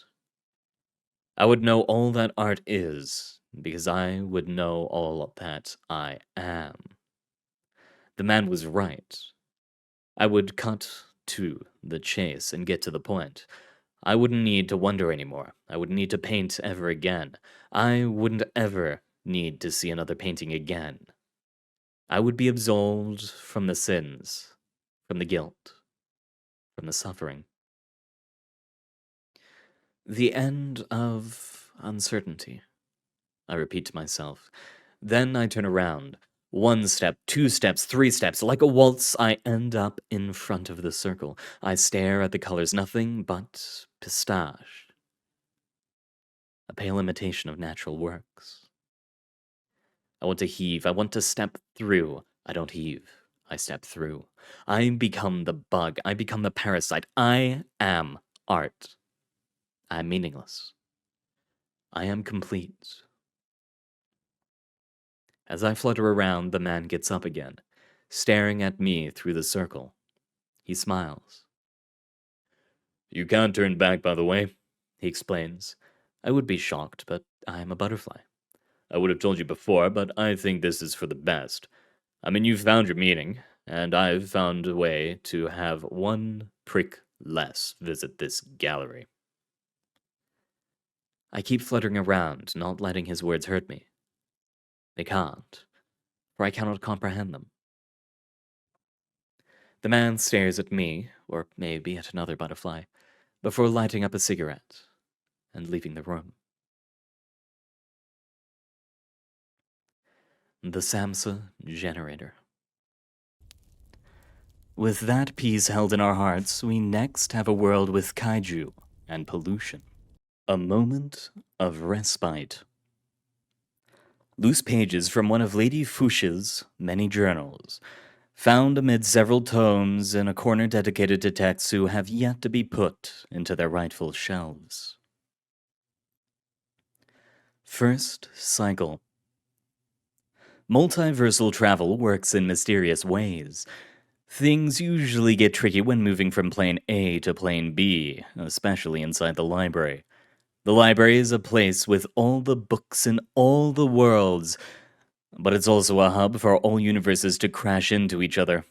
Less of a multiple car collision crash and more of a friends coming into your house one day and staying over for several months crash.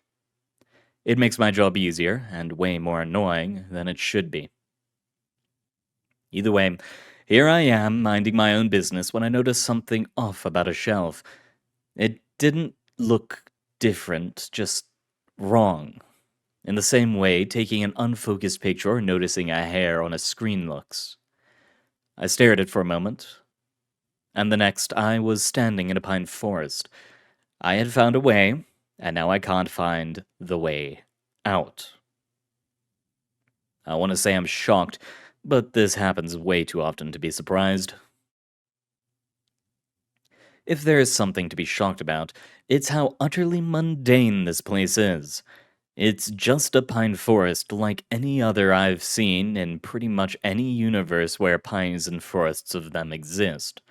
The pines are massive in height, and a subtle mist covers the area, but other than this, a normal woodland, of which even the library has several atria dedicated to.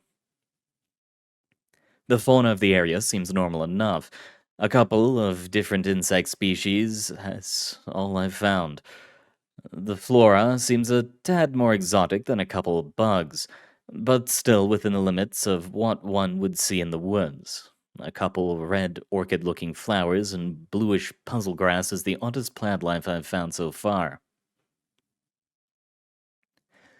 The terrain is interesting to consider, however, as it tends to be the case in pretty much every universe I travel to.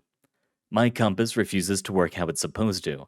Not finding a way out of this place, I decided to follow the north, see if there was more to this world than pines and mist. I left a couple of indicators where I started, and went on my merry way towards the unknown. A couple hours after, the unknown was known once more as I stumbled upon the indicators I'd left. The compass did not change direction at any point, and turning around points towards the proper directions. So there's something funky but stable going on. For now, I know this place is a rather small plane, about 10 to 12 miles in vertical length. We'll test its horizontal length as soon as morning comes. For now, it's time to set up camp and rest. Second cycle. About the same length west to east, which means the plane is relatively round. Not surprising, most universes tend to pull themselves into spherical or spheroidal shapes. The universe seems to follow what I think a direction is, so if I go northwest, it'll point towards a true north that does not exist, and will not deviate from it unless I change course. Makes navigation actually easier than it should be, albeit it takes a bit to get used to directions being so abnormally consistent. On to better news, I've found some sustenance, which is appreciated. While I have food, I wasn't exactly prepared for getting trapped in here. I was already pondering whether pine cones would make for a decent meal for tomorrow's lunch, when I spotted several bushes with what I can only assume is some type of wild berry. I used my kit to test for any known toxins, and there doesn't seem to be anything to it. While you can't be sure that a kit's gonna detect every toxin in both the known and unknown multiverse, it tends to help me not get poisoned 99% of the time. The test came out negative, so I put them in my mouth. A somewhat sweet flavor, followed by an astringent aftertaste. They could work well in a pie. For now, these will have to keep me going until I find a way to open up the way back into the library. Reminder to future self. Invest in out of this mess portable portals. In retrospect, this is something I should have looked into a long time ago. Can't expect for all ways to be two-way or be compatible with other ways. Third cycle. Okay, so this place is weirder than it looks. I've been thinking about taking a bath because, being dirty sucks, and next thing I know, I find a small waterfall. Now that's fine and all. Forests do have their bodies of water, but this one is on a quadrant I had already checked. I made a map and all, and this definitely wasn't here yesterday. I decided to then fly up and maybe check the whole place from up high. Although the mist covers everything, I thought I would be able to check the overall terrain, because I could clearly not trust it from down here. So, I turn into a bird and fly up, and almost crash into the same place I was just standing in after a couple of seconds. I flew up a couple more times, and effectively, this world is recursive. Going up leads to the same point again, which is fairly disorientating, but whatever. The pines don't have crowns, they just don't end. Would be interesting to test what digging down would lead me towards, but I think I'm gonna leave that for later. For now, focusing on that pesky way. Fourth cycle. So, the usual ways don't seem to work. I've tried about 20 or so that I remember off the top of my head, and a couple more I have written amongst previous notes, and it seems whatever this place, it interferes with other universes. It also interferes with the library, which makes no sense because I came from there. As this place doesn't exactly seem to be a trap, I guess it has a certain way to leave that I have yet to discover. I hate riddle-centric places. Riddle-centric anything, really. Nothing ruins your day like having to solve a puzzle to get anywhere. Anyways, at the very least, whoever made this place was a forgiving person. I've got cut, dry logs for campfires, as well as an axe to chop them with. And the waterfall of pristine drinkable water has a pond extension with fishes. A couple of edible mushrooms and berries have appeared closer to my camp as well, and I've begun hearing the chirps of birds, although I haven't seen any yet. Are these parts of the puzzle, or is someone tending to my needs? I swear, if this is some sort of dollhouse dimension.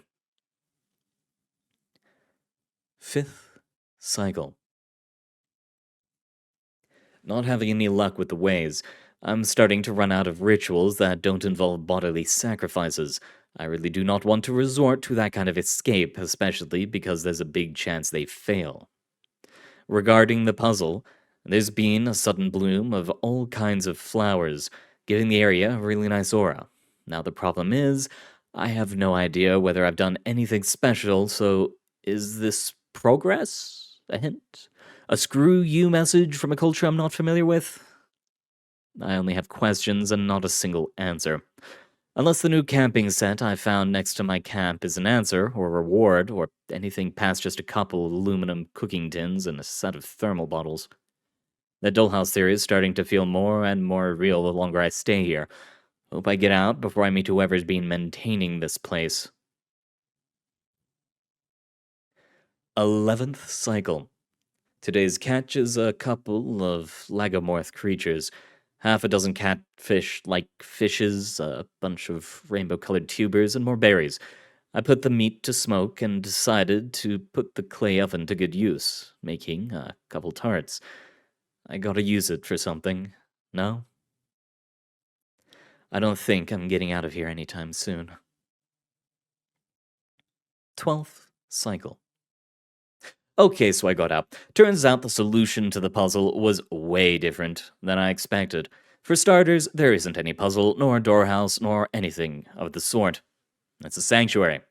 At some point last night, I thought, if this were to be the place that would see my end, that would be okay. A cry of defeat, one of resignation. One of peace. I'd come to terms with my entrapment, and that felt freeing. In hindsight, I should have seen that one coming. The moment I stop looking for an entry, the entry appears in front of me. Today I woke up and left my tent. Right in front of it stood the way out, a stone passage covered in moss and yellow pages. In front of it stood a small figurine of a woman, a wooden carving decorated with green luminescent paint. Some sort of effect it had, because before I noticed, I was holding it in my hands. The carving spoke 14 words, then collapsed into ashes that the wind carried away. This is my sanctuary, a single moment of respite. It shall be yours too. I didn't have the energy to ponder them, instead walking through the portal back into the library. Like how most small-scale universes work, only a couple of hours had passed outside of it.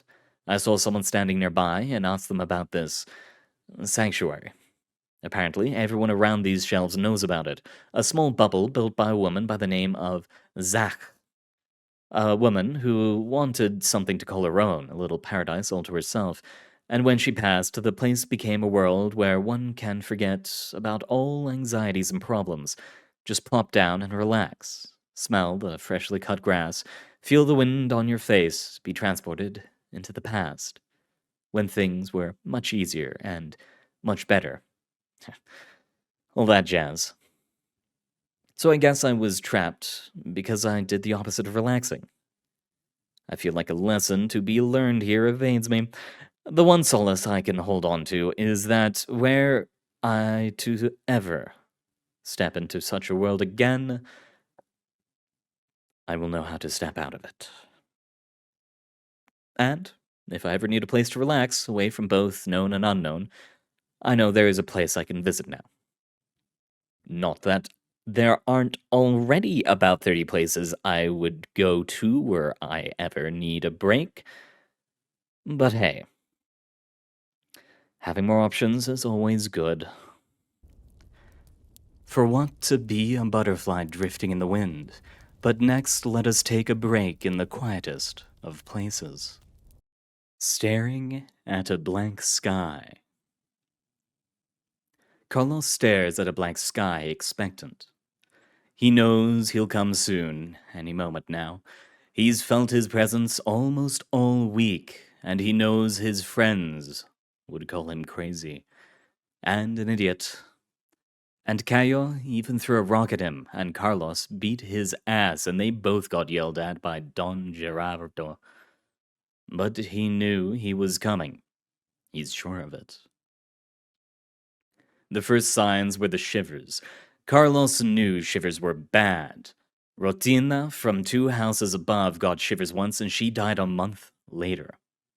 They said her skin had turned black and purple, and her eyes bled blood the whole time. But it wasn't like that for him. Unlike Rotina, Carlos had never played near the black patches the smokestacks left behind when the wind was too strong. The same patches you'd find sticking to the skin of the fish people from the houses down below that spent all day swimming in the black waters surrounding Retro Manila. In search of weird food, like 3-headed fish and alamango crabs, who the old people said once were tasty and had pure white flesh, but now have awful black-green skin and they taste like sad and regret. Don Gerardo says some of them have faces on their back carapaces. And Don Martina says that is what happens to people who eat the alamangos. They'll turn into skittering crabs and be caught and disemboweled and eaten. The shivers were a good thing. Carlos knew this. It meant he was breathing the same air as him. Not the bad air the smokestacks produced, the air that was black and ugly and looked like a huge moss rock like the one growing under his bed back home, and under his desk back at the colegio. The air he breathed was pure and invisible, or maybe white like the sheets of his bed, which were white, but if you stared long enough, you could see through them. Yeah, he was breathing sheet-like air, and so was Carlos. Then came the hair rising. Carlos had only had the hairs in his arms rise before, and that was when he first appeared before Carlos. He was so beautiful and so long. So long. Don Gerardo says they used to make them like that back in the day. Like culebres or culebrajas or something like that.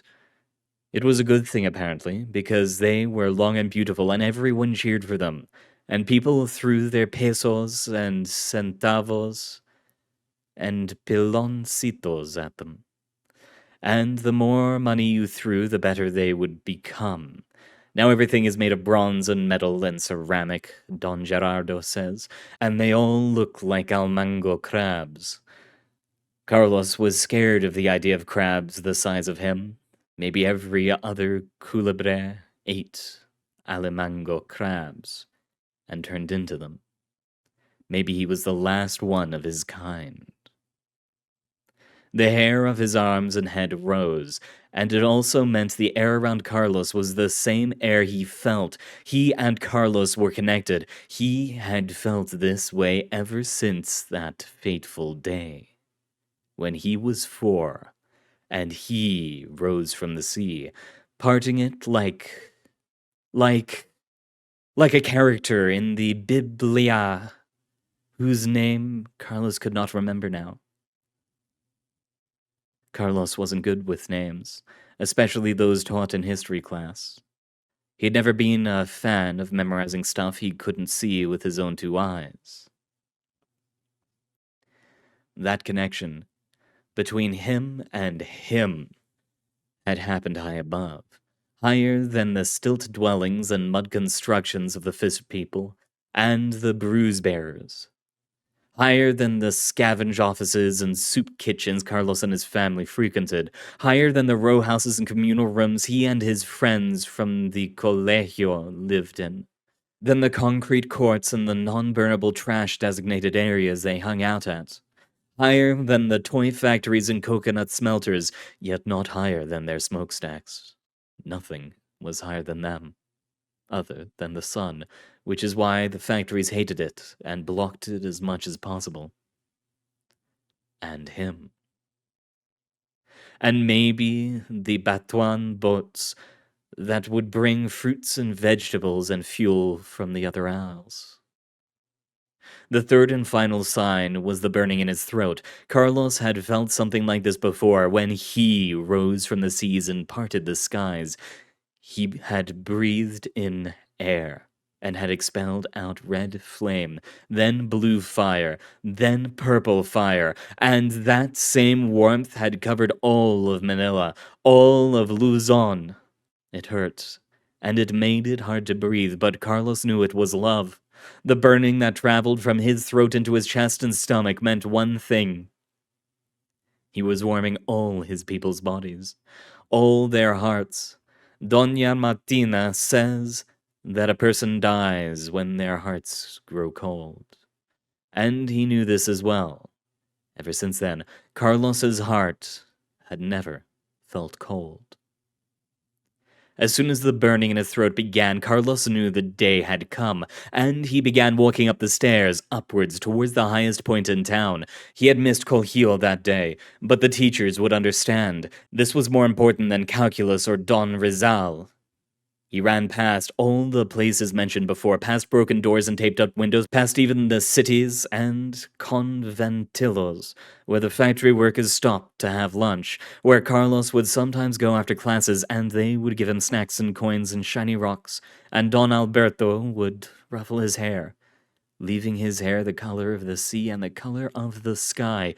But now Don Alberto is not there anymore because a very hot piece of metal cut him in pieces, like Mom.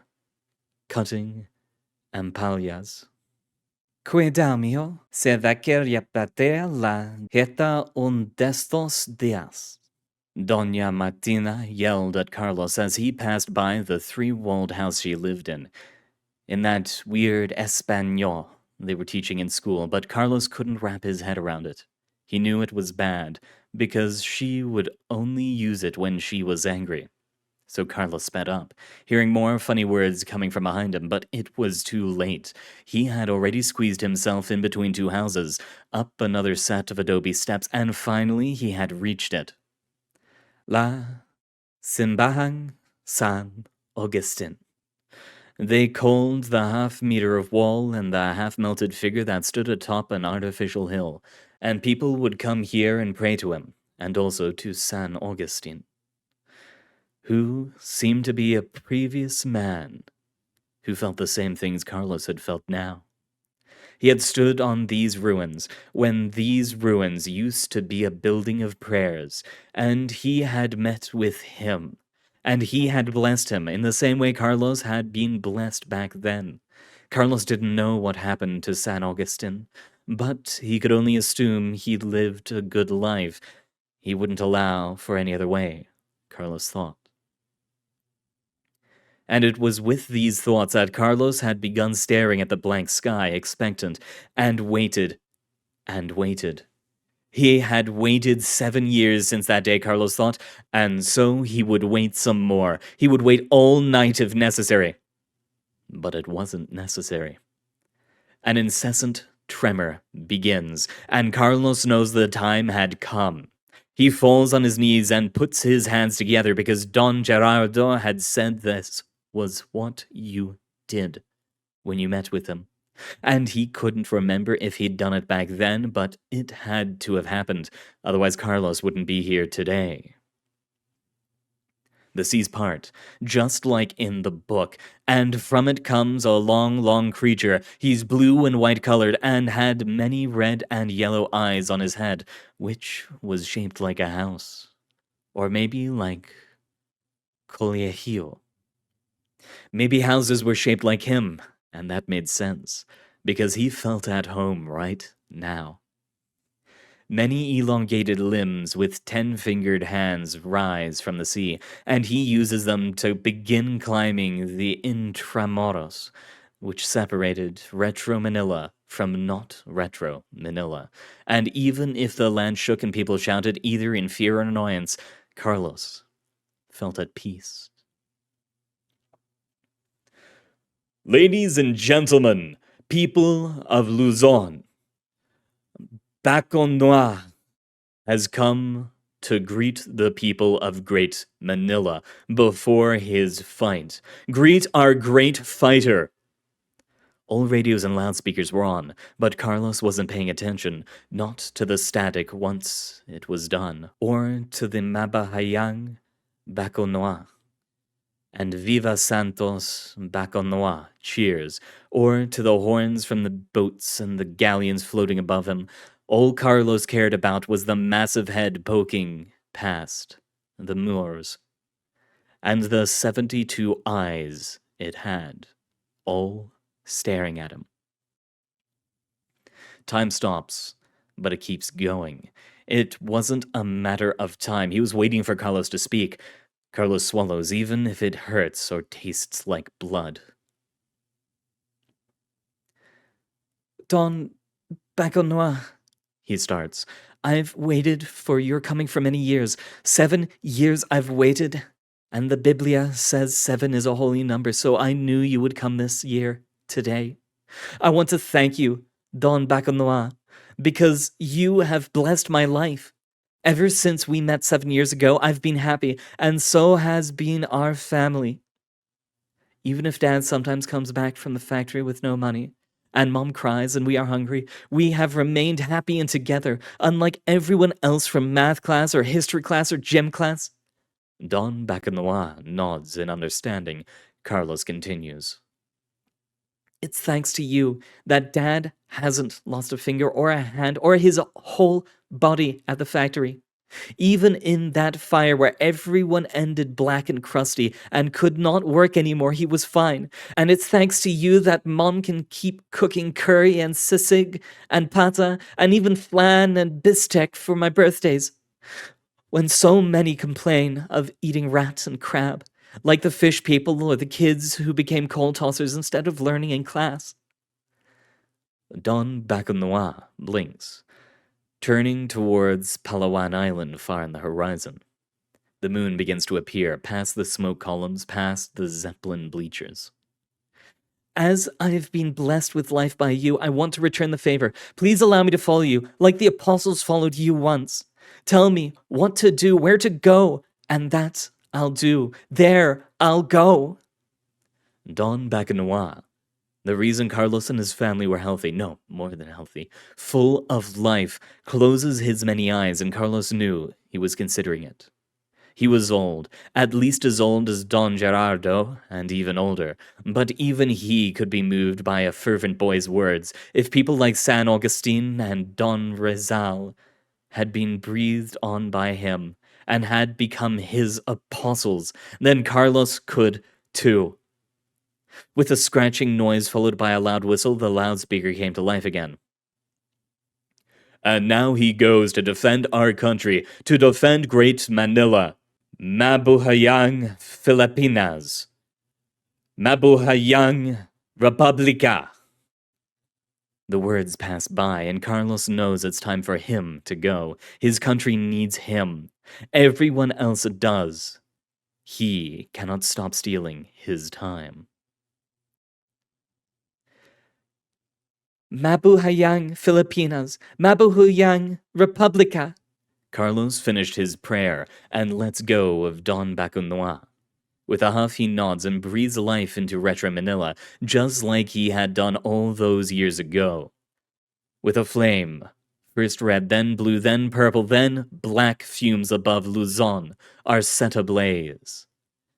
It lasts mere seconds, but that's enough. The black sky is gone, replaced instead by one full of life. Then, Biblia words resonate within Carlos's head. Words he'd read and repeated so many times. He who believes in me shall live forever. Go forth, my apostle, live forever. That's all I ask. With that parting gift, Don Bacunois jumps off the Intramuros, landing into a black and red sea, small waves washing ashore tumorous fishes and man-faced crabs for the fish people, and unearthing bronze statues and sunken ships for the common folk to explore and scavenge.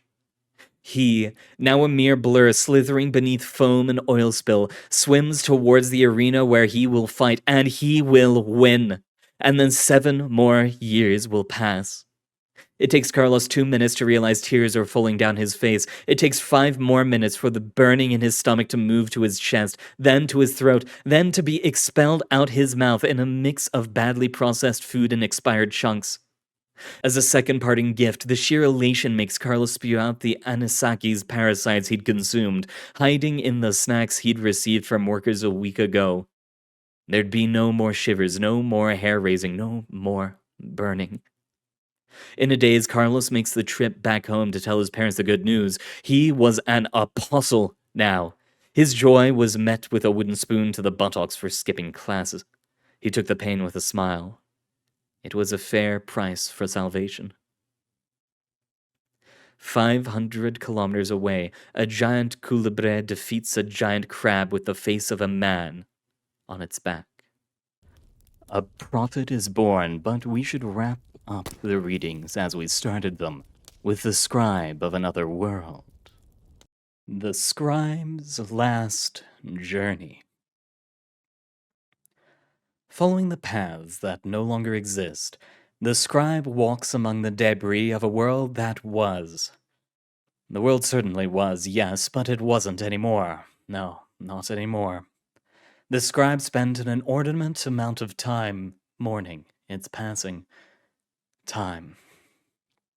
Time was a concept of the old world. The world had moved away from it. Endless space without day or night, without the passing of a single instant. The earth has stopped, and everything else along with it. The Scribe continued, as they had always done. They had continued because there was a story yet to tell. Yes, else they wouldn't be here.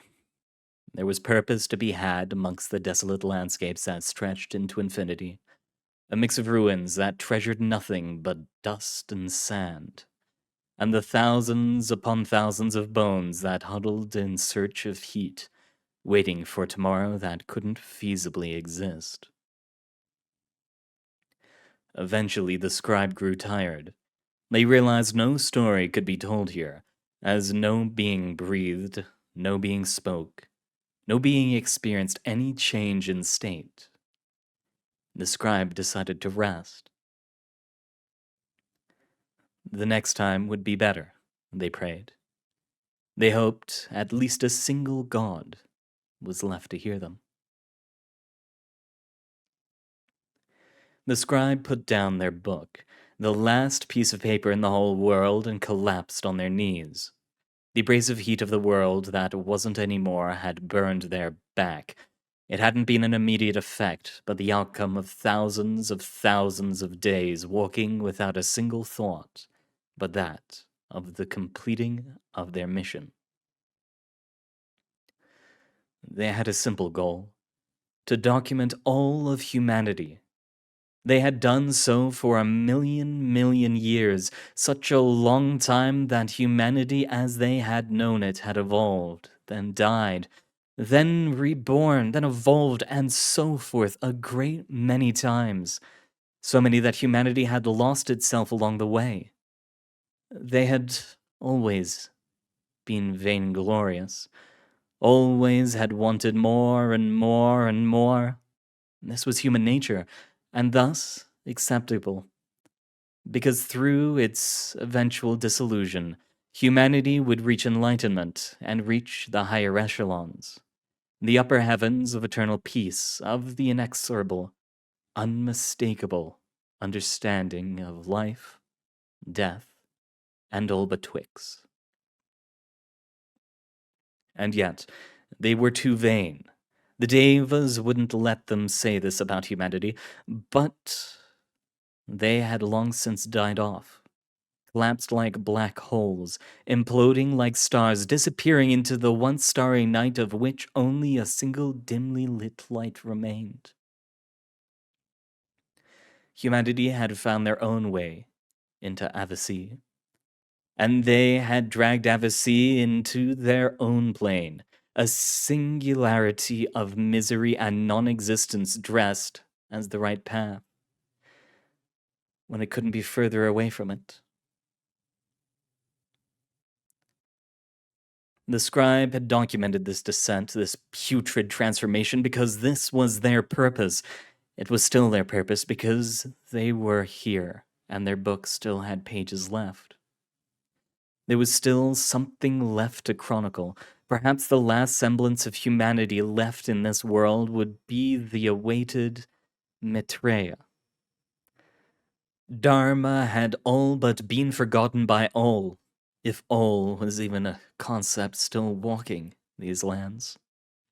Or perhaps our last breath would be taken away by the last bastion of man. The uncertainty existed, and because it existed, they remained here. The Scribe stared at the sky, straight into the sun. It blinked at them, an illusion, like everything else they'd encountered so far. It burned still, for the world of Maya wouldn't allow for their suffering to simply not be. Resting their head on the book as a pillow that offered no rest, the Scribe rested amidst the dust and the sand and the debris, and under the desolate light of the lamplight that burnt the layer of ozone away, they closed their eyes. No dreams were dreamt that day. The Scribe encountered a bridge into the infinite, hidden behind the crushing weight of infinite corpses all surrounding the construct, hugging each brick, each piece of the synthetic polyurethane-based pass that connected a world of suffering and a better one. But even that better one had died off, so humanity had moved on to another one, then another ad infinitum. But even the sky had limits. Eventually, the reality of the post-singularity would catch up to them. Prayer to the new gods would become despair and hatred, and no bridges would ever be built.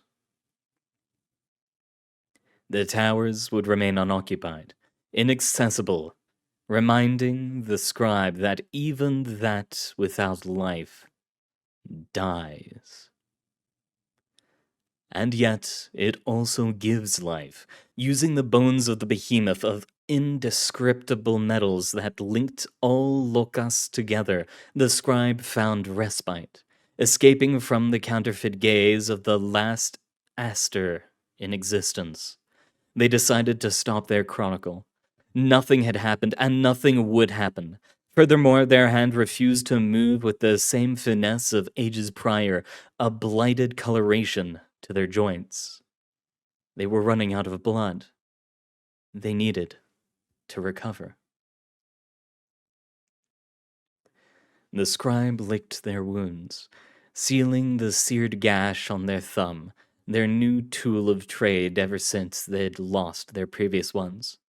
The Devas used to bring them ink the color of the starless sky, not too dissimilar to the one they've grown accustomed to, and brushes from the hairs of the sacred horse that governed all cardinals. It's been so long since the last Deva had contacted them in any way. Sometimes the scribe wondered if their duty had any point anymore. When even their bosses were long gone, days like these were the most dangerous for the scribe. One wrong step, and they could give up on their duty, and all of the history of humanity would be gone alongside. The scribe held the book closer to their chest, leaving a bloody imprint on its backside. This book was everything. Their everything. Without a tale to tell, what was the point of the scribe? This was the reminder that they needed to keep on writing, that they still needed to chronicle, that they would continue on walking. As if listening to their words, the sun blinked once more. Surya's eyes slowly but surely closing until the dunes the scribe had traversed turned into desolate pitch black, subsumed by the void like everything else. Even the bridges, magnificent in their stature, had disappeared. The few meters of rusted steel, the only proof they were still there. The few words used to describe in their book, the only proof they existed. The scribe stretched out their arm and wondered why they had done so. They could not recall what the point of it was, a mere muscle spasm perhaps, but soon enough. For their palm, a small flicking was willed. A dance like a man traversing a tightrope, a trance-like movement of the embers of a fire long gone, and yet, being the only light, it pierced through the dark veil for miles and miles, little photons escaping the scribe's grasp little by little. Ah! The scribe jumped at the sound of their own voice. When was the last time they had spoken? They couldn't know. They could not recall a single thought.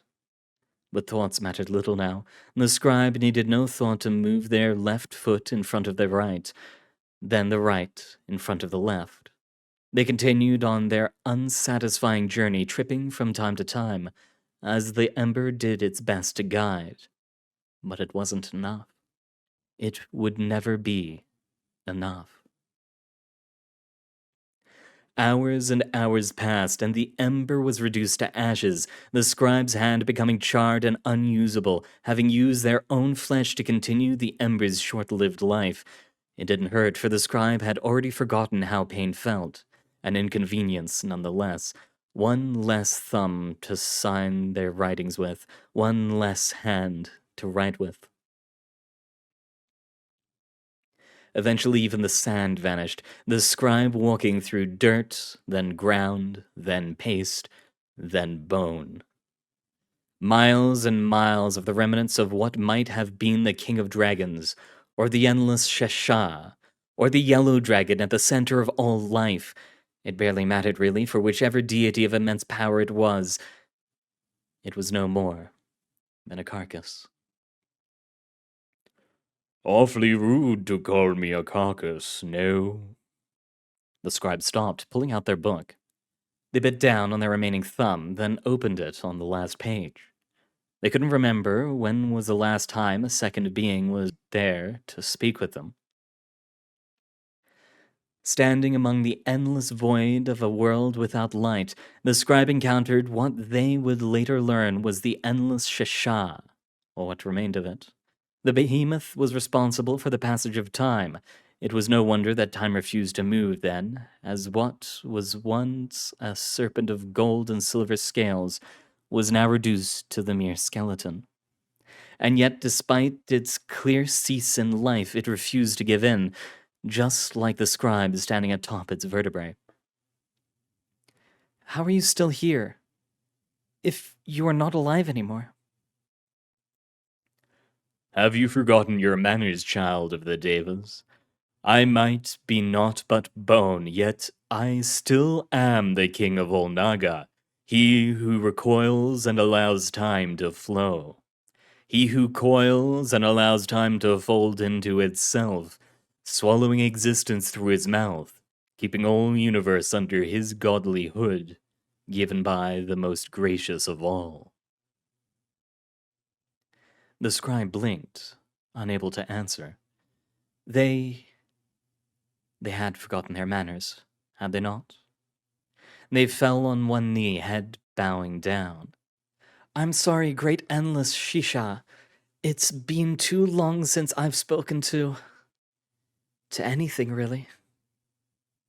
The earth shook with the strength of the most powerful earthquake, a rambunctious laugh coming from beyond reality itself. The scribe could not see it, but they indeed could hear how each of the bridges into infinity collapsed like dominoes, one after the other.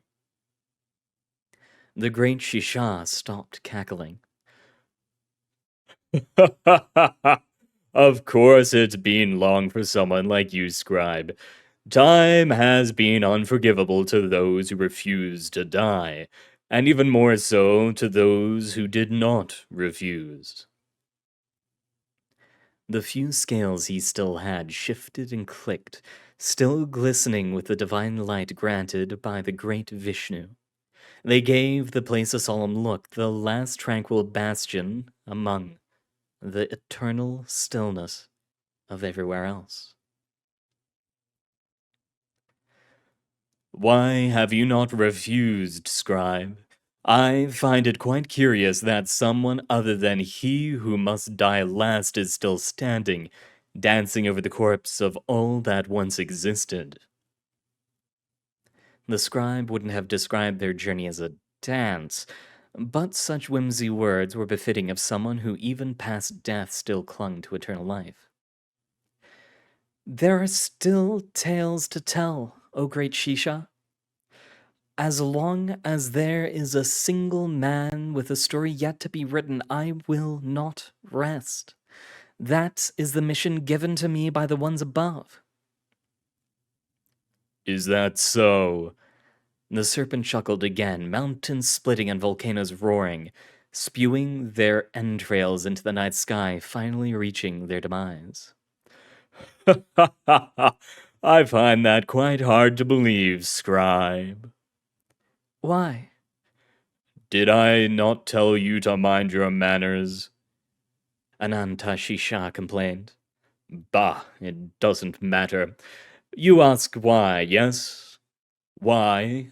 That is simple. You and I, child of the Devas, we are the last two to still. The scribe dropped their book, the still fresh blood leaving marks on the otherwise pale surface of the great Shisha. They looked towards the endless horizon, the direction they assumed the head of the serpent was. They guessed right as soon they discerned two orbs the size of the sun that had gone out not long ago, dancing in unison many miles away. What do you mean we're the last that still walk this earth? It means no more than what you might get at face value, child of the Devas. The great serpent spoke, moving closer. Each vertebrae shifted, the scribe almost losing their balance. Long ago, they would have been able to fly and keep their own balance thanks to robes given to them by the Devas. Once again, and like everything else, these celestial robes had gone missing ages ago. That's just not possible. The scribe shook their head, refusing to believe.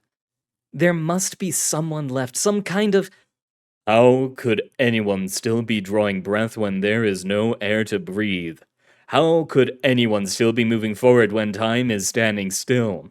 How could anyone still be amongst the living when even me who cannot die is at death's door? The orbs got closer and closer and closer, until their brightness became overwhelming. They did not burn, however, as the scribe expected. Instead, they focused on them. The scribe felt harshly judged. Perhaps they were.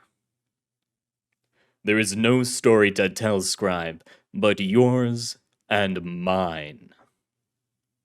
Finally, resolution. The words the scribe feared the most were spoken to them by one of the greatest beings in existence, the greatest being still in existence, if his words were to be believed.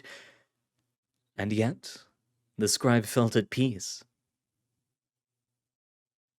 The last story to ever be told was right in front of them now. At least that's what the great Shisha told them. And why would he lie? An eternity of silence passed, which may as well have been no time at all, before Shisha spoke again, realizing the scribe had moved not a single inch. Are you encumbered by the weight of what little dharma is left in this world, child of the Devas? The orbs couldn't possibly be bigger, and now that Shisha had gotten even closer, the scribe could discern the shape of his head. It was not a single one, but thousands and thousands, or perhaps even millions of tiny snakeheads that mimicked the shape of a much greater being, holding two suns on their backs, with a rusted crown atop each star. The scribe had never met such an entity, and if they had, they couldn't remember. So they stared in awe for a while. Soon enough, they realized they needed to speak again, so they spoke. No, I don't believe I am, O great Shisha. I'm at ease instead, because there is yet a story to tell. My mission hasn't changed. The great Shisha laughed again. The scribe noticed the jeer was in truth the snakes shaking, rattling their spines against each other, their movements echoing throughout the massive bone structure that comprised the demiurge. So, is your last story to transcribe my own? The great serpent asked. What other purpose to our meeting could there be? The endless Shisha laughed again. How long had he spent without a single creature to humor him? I can think of a few, child of the Devas, but very well, I'll grant you a story. The scribe moved their hand to their mouth, ready for the bite, but the serpent stopped them. Your left hand is already broken beyond repair, even more so than the rest of your body. How can a scribe write with no limbs? How can I write without ink and pen? You can't. Shisha spoke, then a snake spat a bird's quill, another spat a black liquid into a small container. So take these and finish what has been started.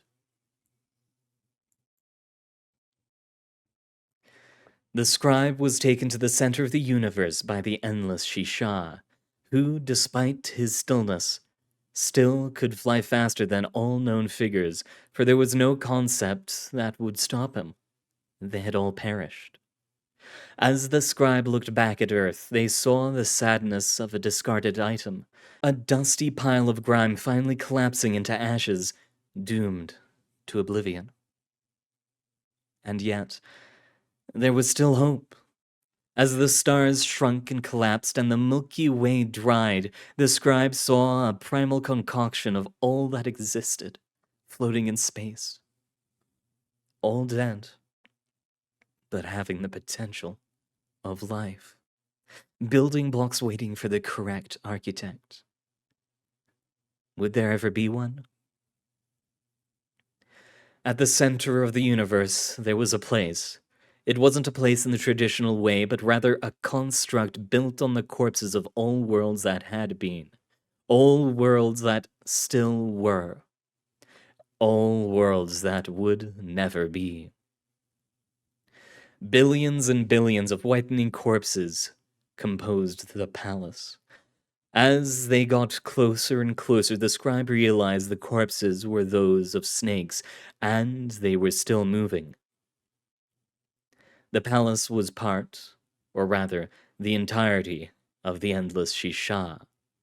What came for them merely his head.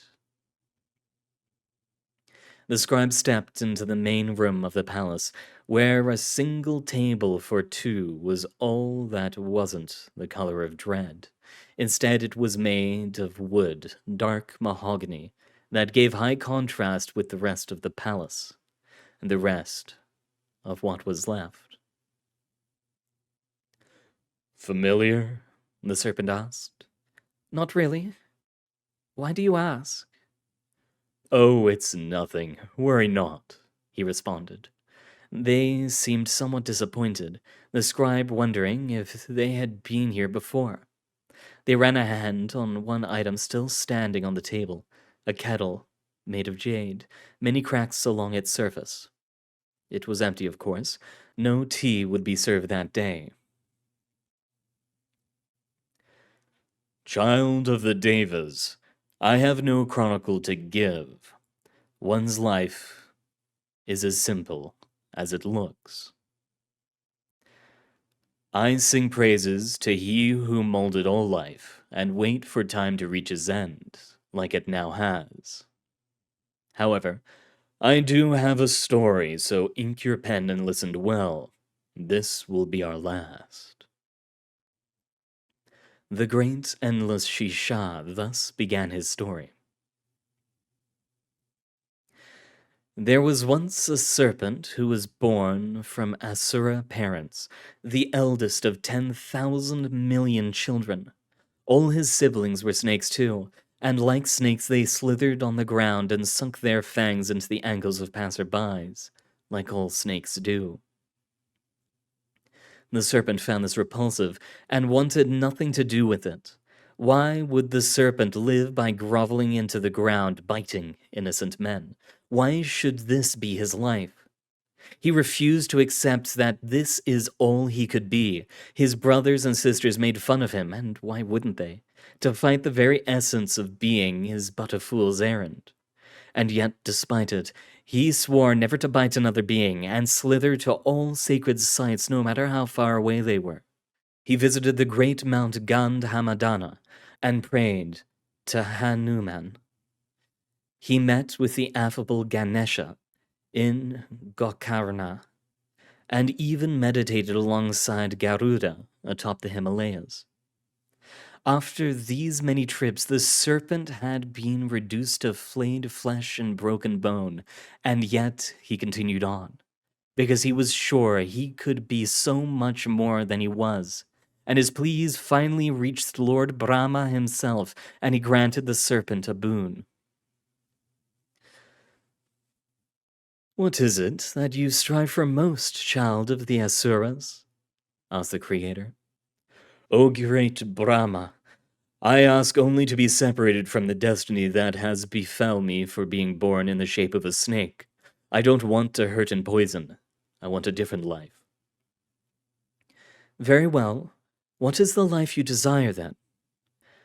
And to this the serpent had no answer. How could he know if he hadn't lived any life but his own?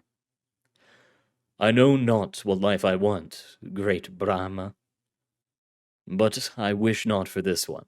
The life of a snake is repulsive and pointless. No life is repulsive, and no life is pointless, Brahma retorted. How can I know for sure? Brahma smiled.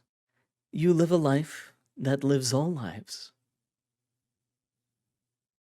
And the serpent became the first and the last, and was tasked with keeping the universe inside his hood, protected from non-existence.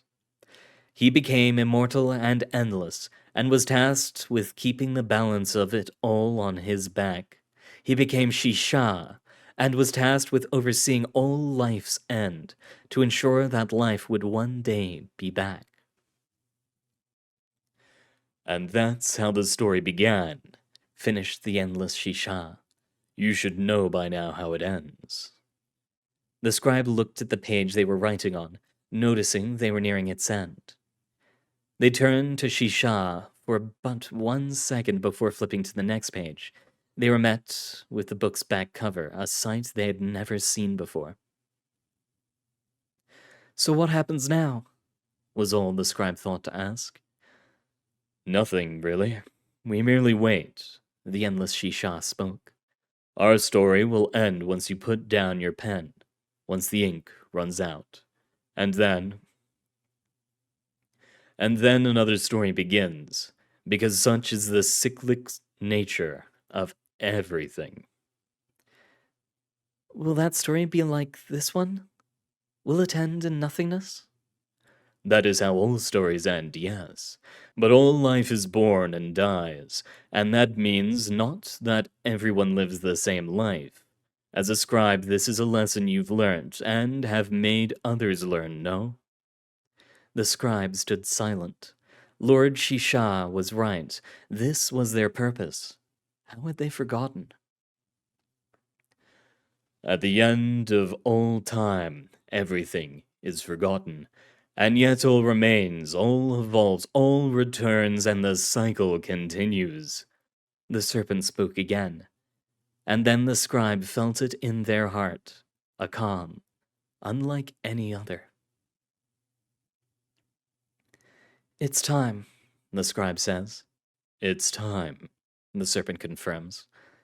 Will it hurt? The scribe asks.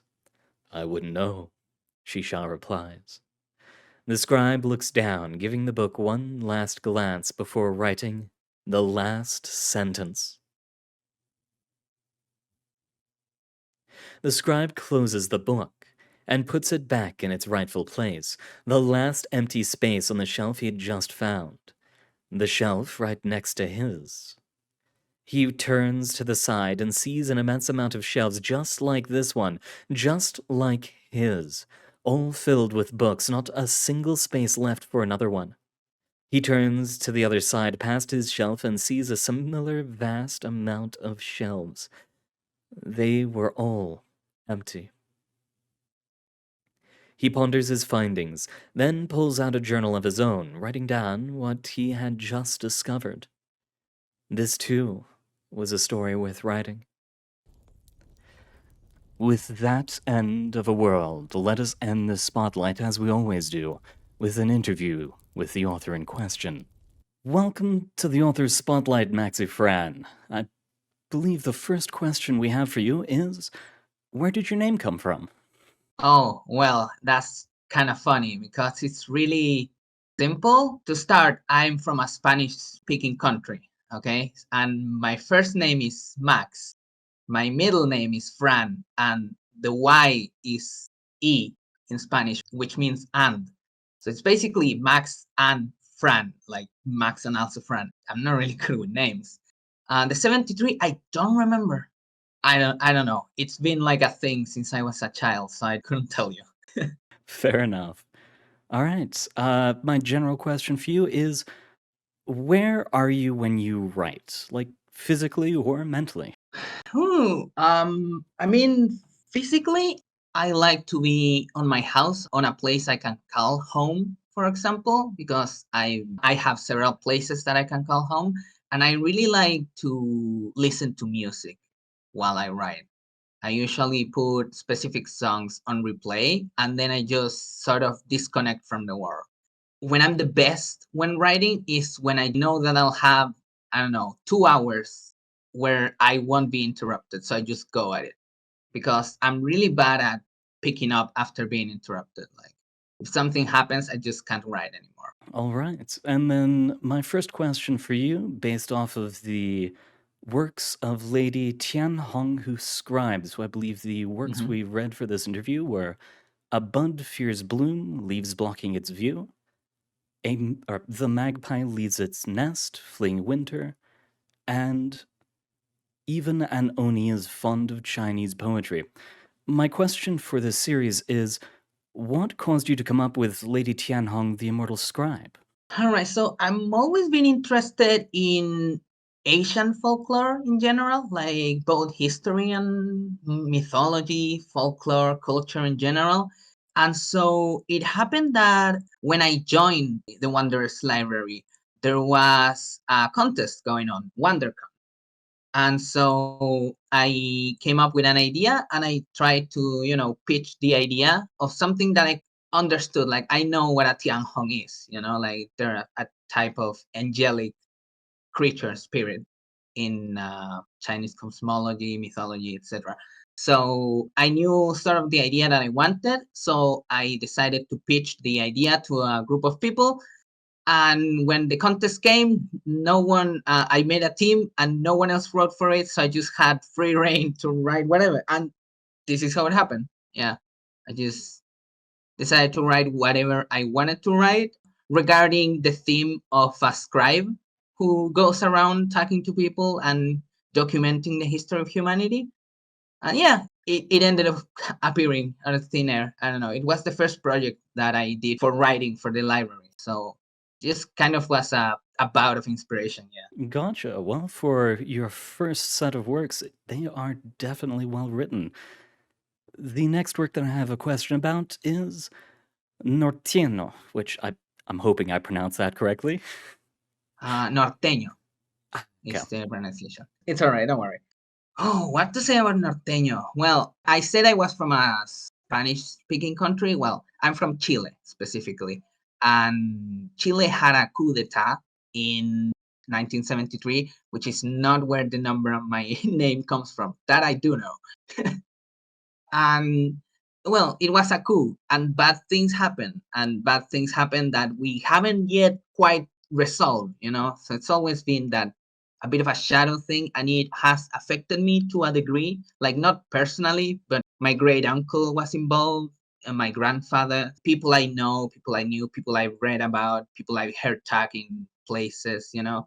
So like it's always been like something that is on my mind. And for the 50th anniversary of the coup, I decided to write a series of 11 stories about the the coup and the dictatorship that followed, which is the main thing. And Norteño is a story of a beginning because it deals with a bit of a prison-made concentration camp, which was on the north. That is what Norteño means, northern. And yeah, it's just a very it's based on a real story, but not quite. It's sort of fictionalized.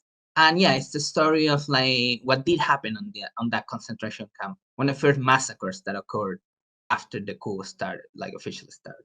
So, my other question about that would be in the article, it mentions that Facundo was a true son of Rekha Baron.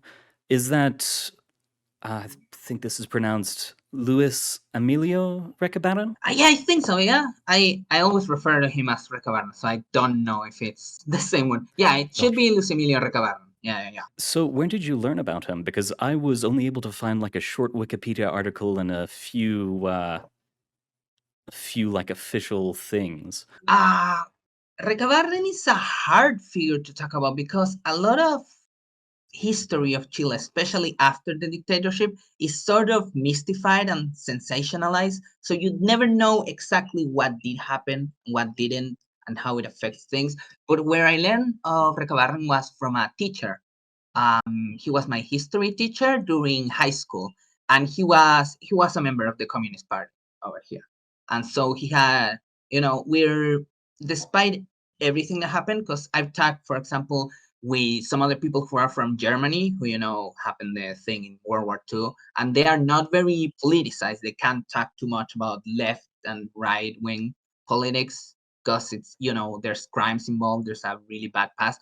But over here, there's like not as strong of a distinction in that sense. And so people talk about left wing politics, right wing politics.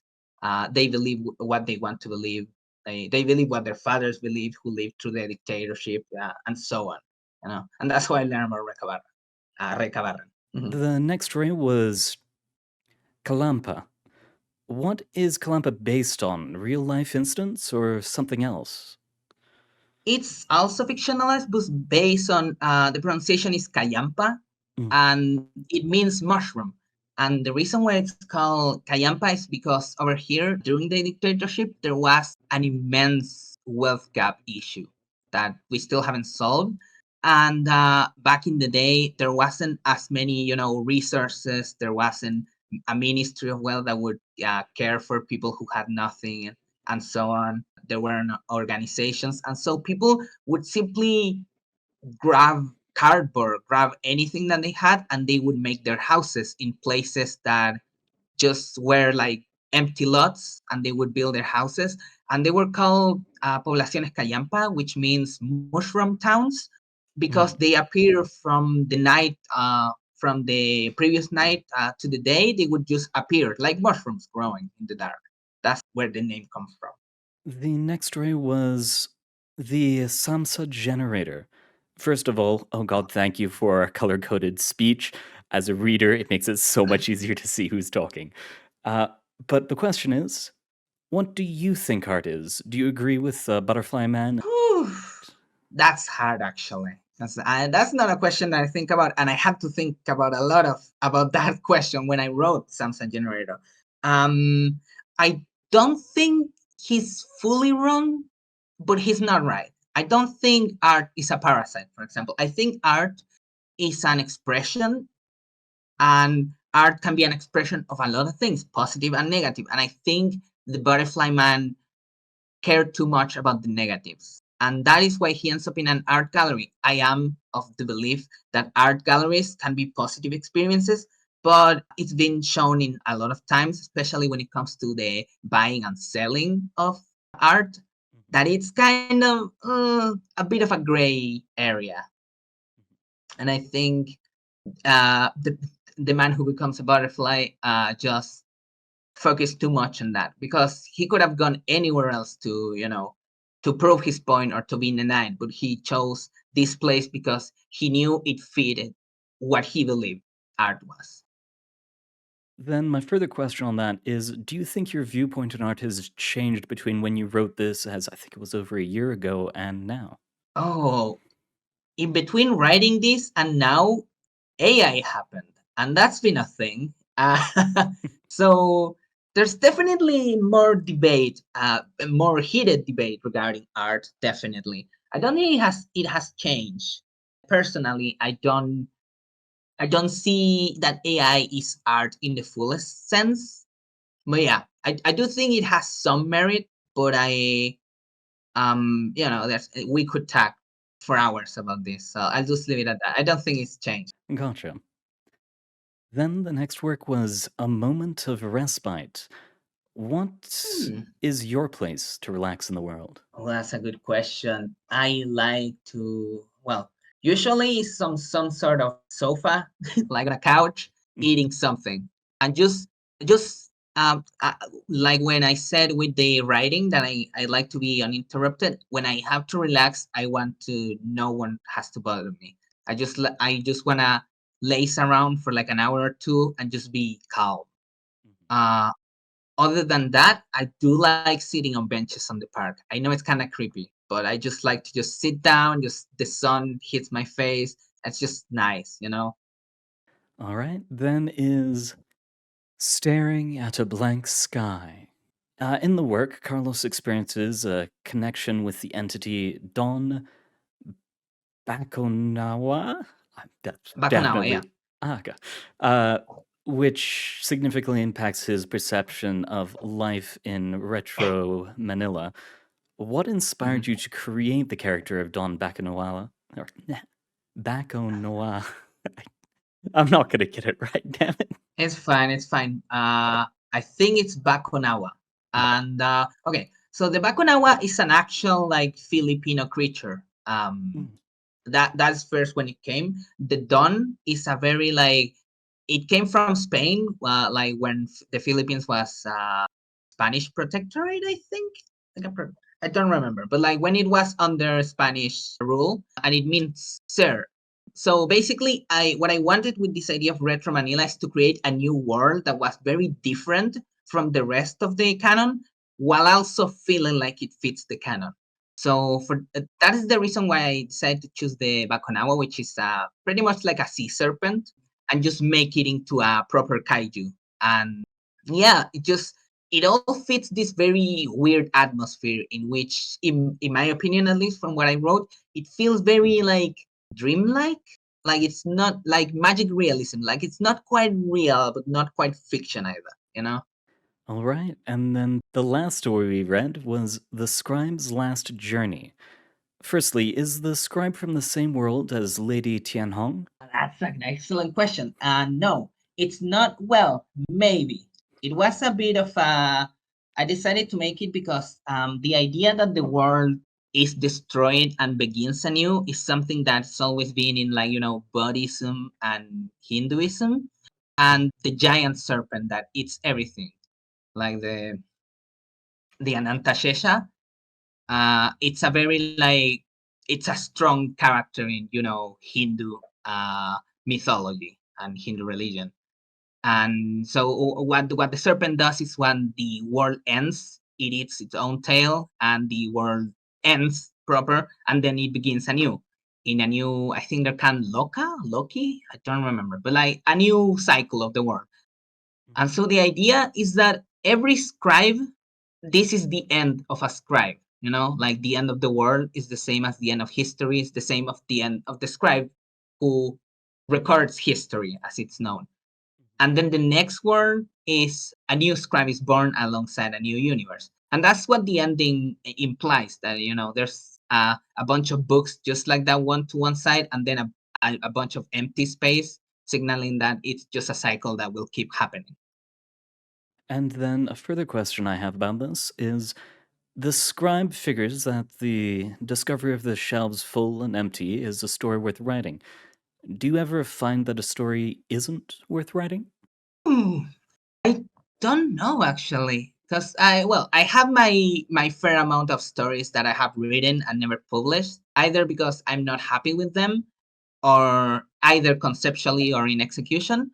But I think that a lot of histories are worth writing. I don't know which history would be not worth writing. Of course, you can think of, like, oh, the worst thing ever, yada yada. But like, even I've seen this more in, for example, in the SCP wiki, which has often dealt with more uh, delicate themes, often in very indelicate ways. But uh, what can you do? And I do still think that, of course, there's some stories that you probably shouldn't write, but I personally, I don't think there's story not worth writing or being read about either. All right, and then the questions to wrap it up are, what is the Wonders Library to you? Oh well, that's hard. Um, well, to me, it's a place where there's just a bunch of nerds who write, like, but on a more like on a more objective way, it's a really cozy uh writing community. I don't know, it's one of the nicest places that I've seen, like full of like really really nice people. And a lot of people compare it with the SCP wiki, obviously, because they're pretty much an offshoot. And there's some, there's pros, there's cons, there's merit to the comparison. But ultimately, I don't know, it just feels like a place where friends come hang about and write about things, and then they show it to each other. And it's really cool. I don't know. I'm not good with words. No, that was wonderful. Then the last question is there anyone you would recommend to get a spotlight in the future? You know what? I'll admit one thing. One of my weakness. I'm not good with poetry. Uh, and so in that sense, I would really like for you to talk to what's their name? Caroline Ivy, I believe, who is like one of the most well recognized uh poet writers, I guess. Poets, just people who write poetry on the Wonders Library. And they're really good. Like, again, I'm not too much of a fan of poetry, but the way in which they write poetry is really really damn good. Like, extremely atmospheric, extremely experimental. Like, I want to hear their story. All right. Well, thank you very much for the interview. It has been an honor reading your works and getting to talk to you. Same, it's been an honor. Thanks for having me. No problem. Good luck out there. And thank you once again to Maxyfran for taking part in the spotlight. It was an honor having you, and to all you listeners, thank you very much for coming, and I hope to see you all next time. Good luck out there.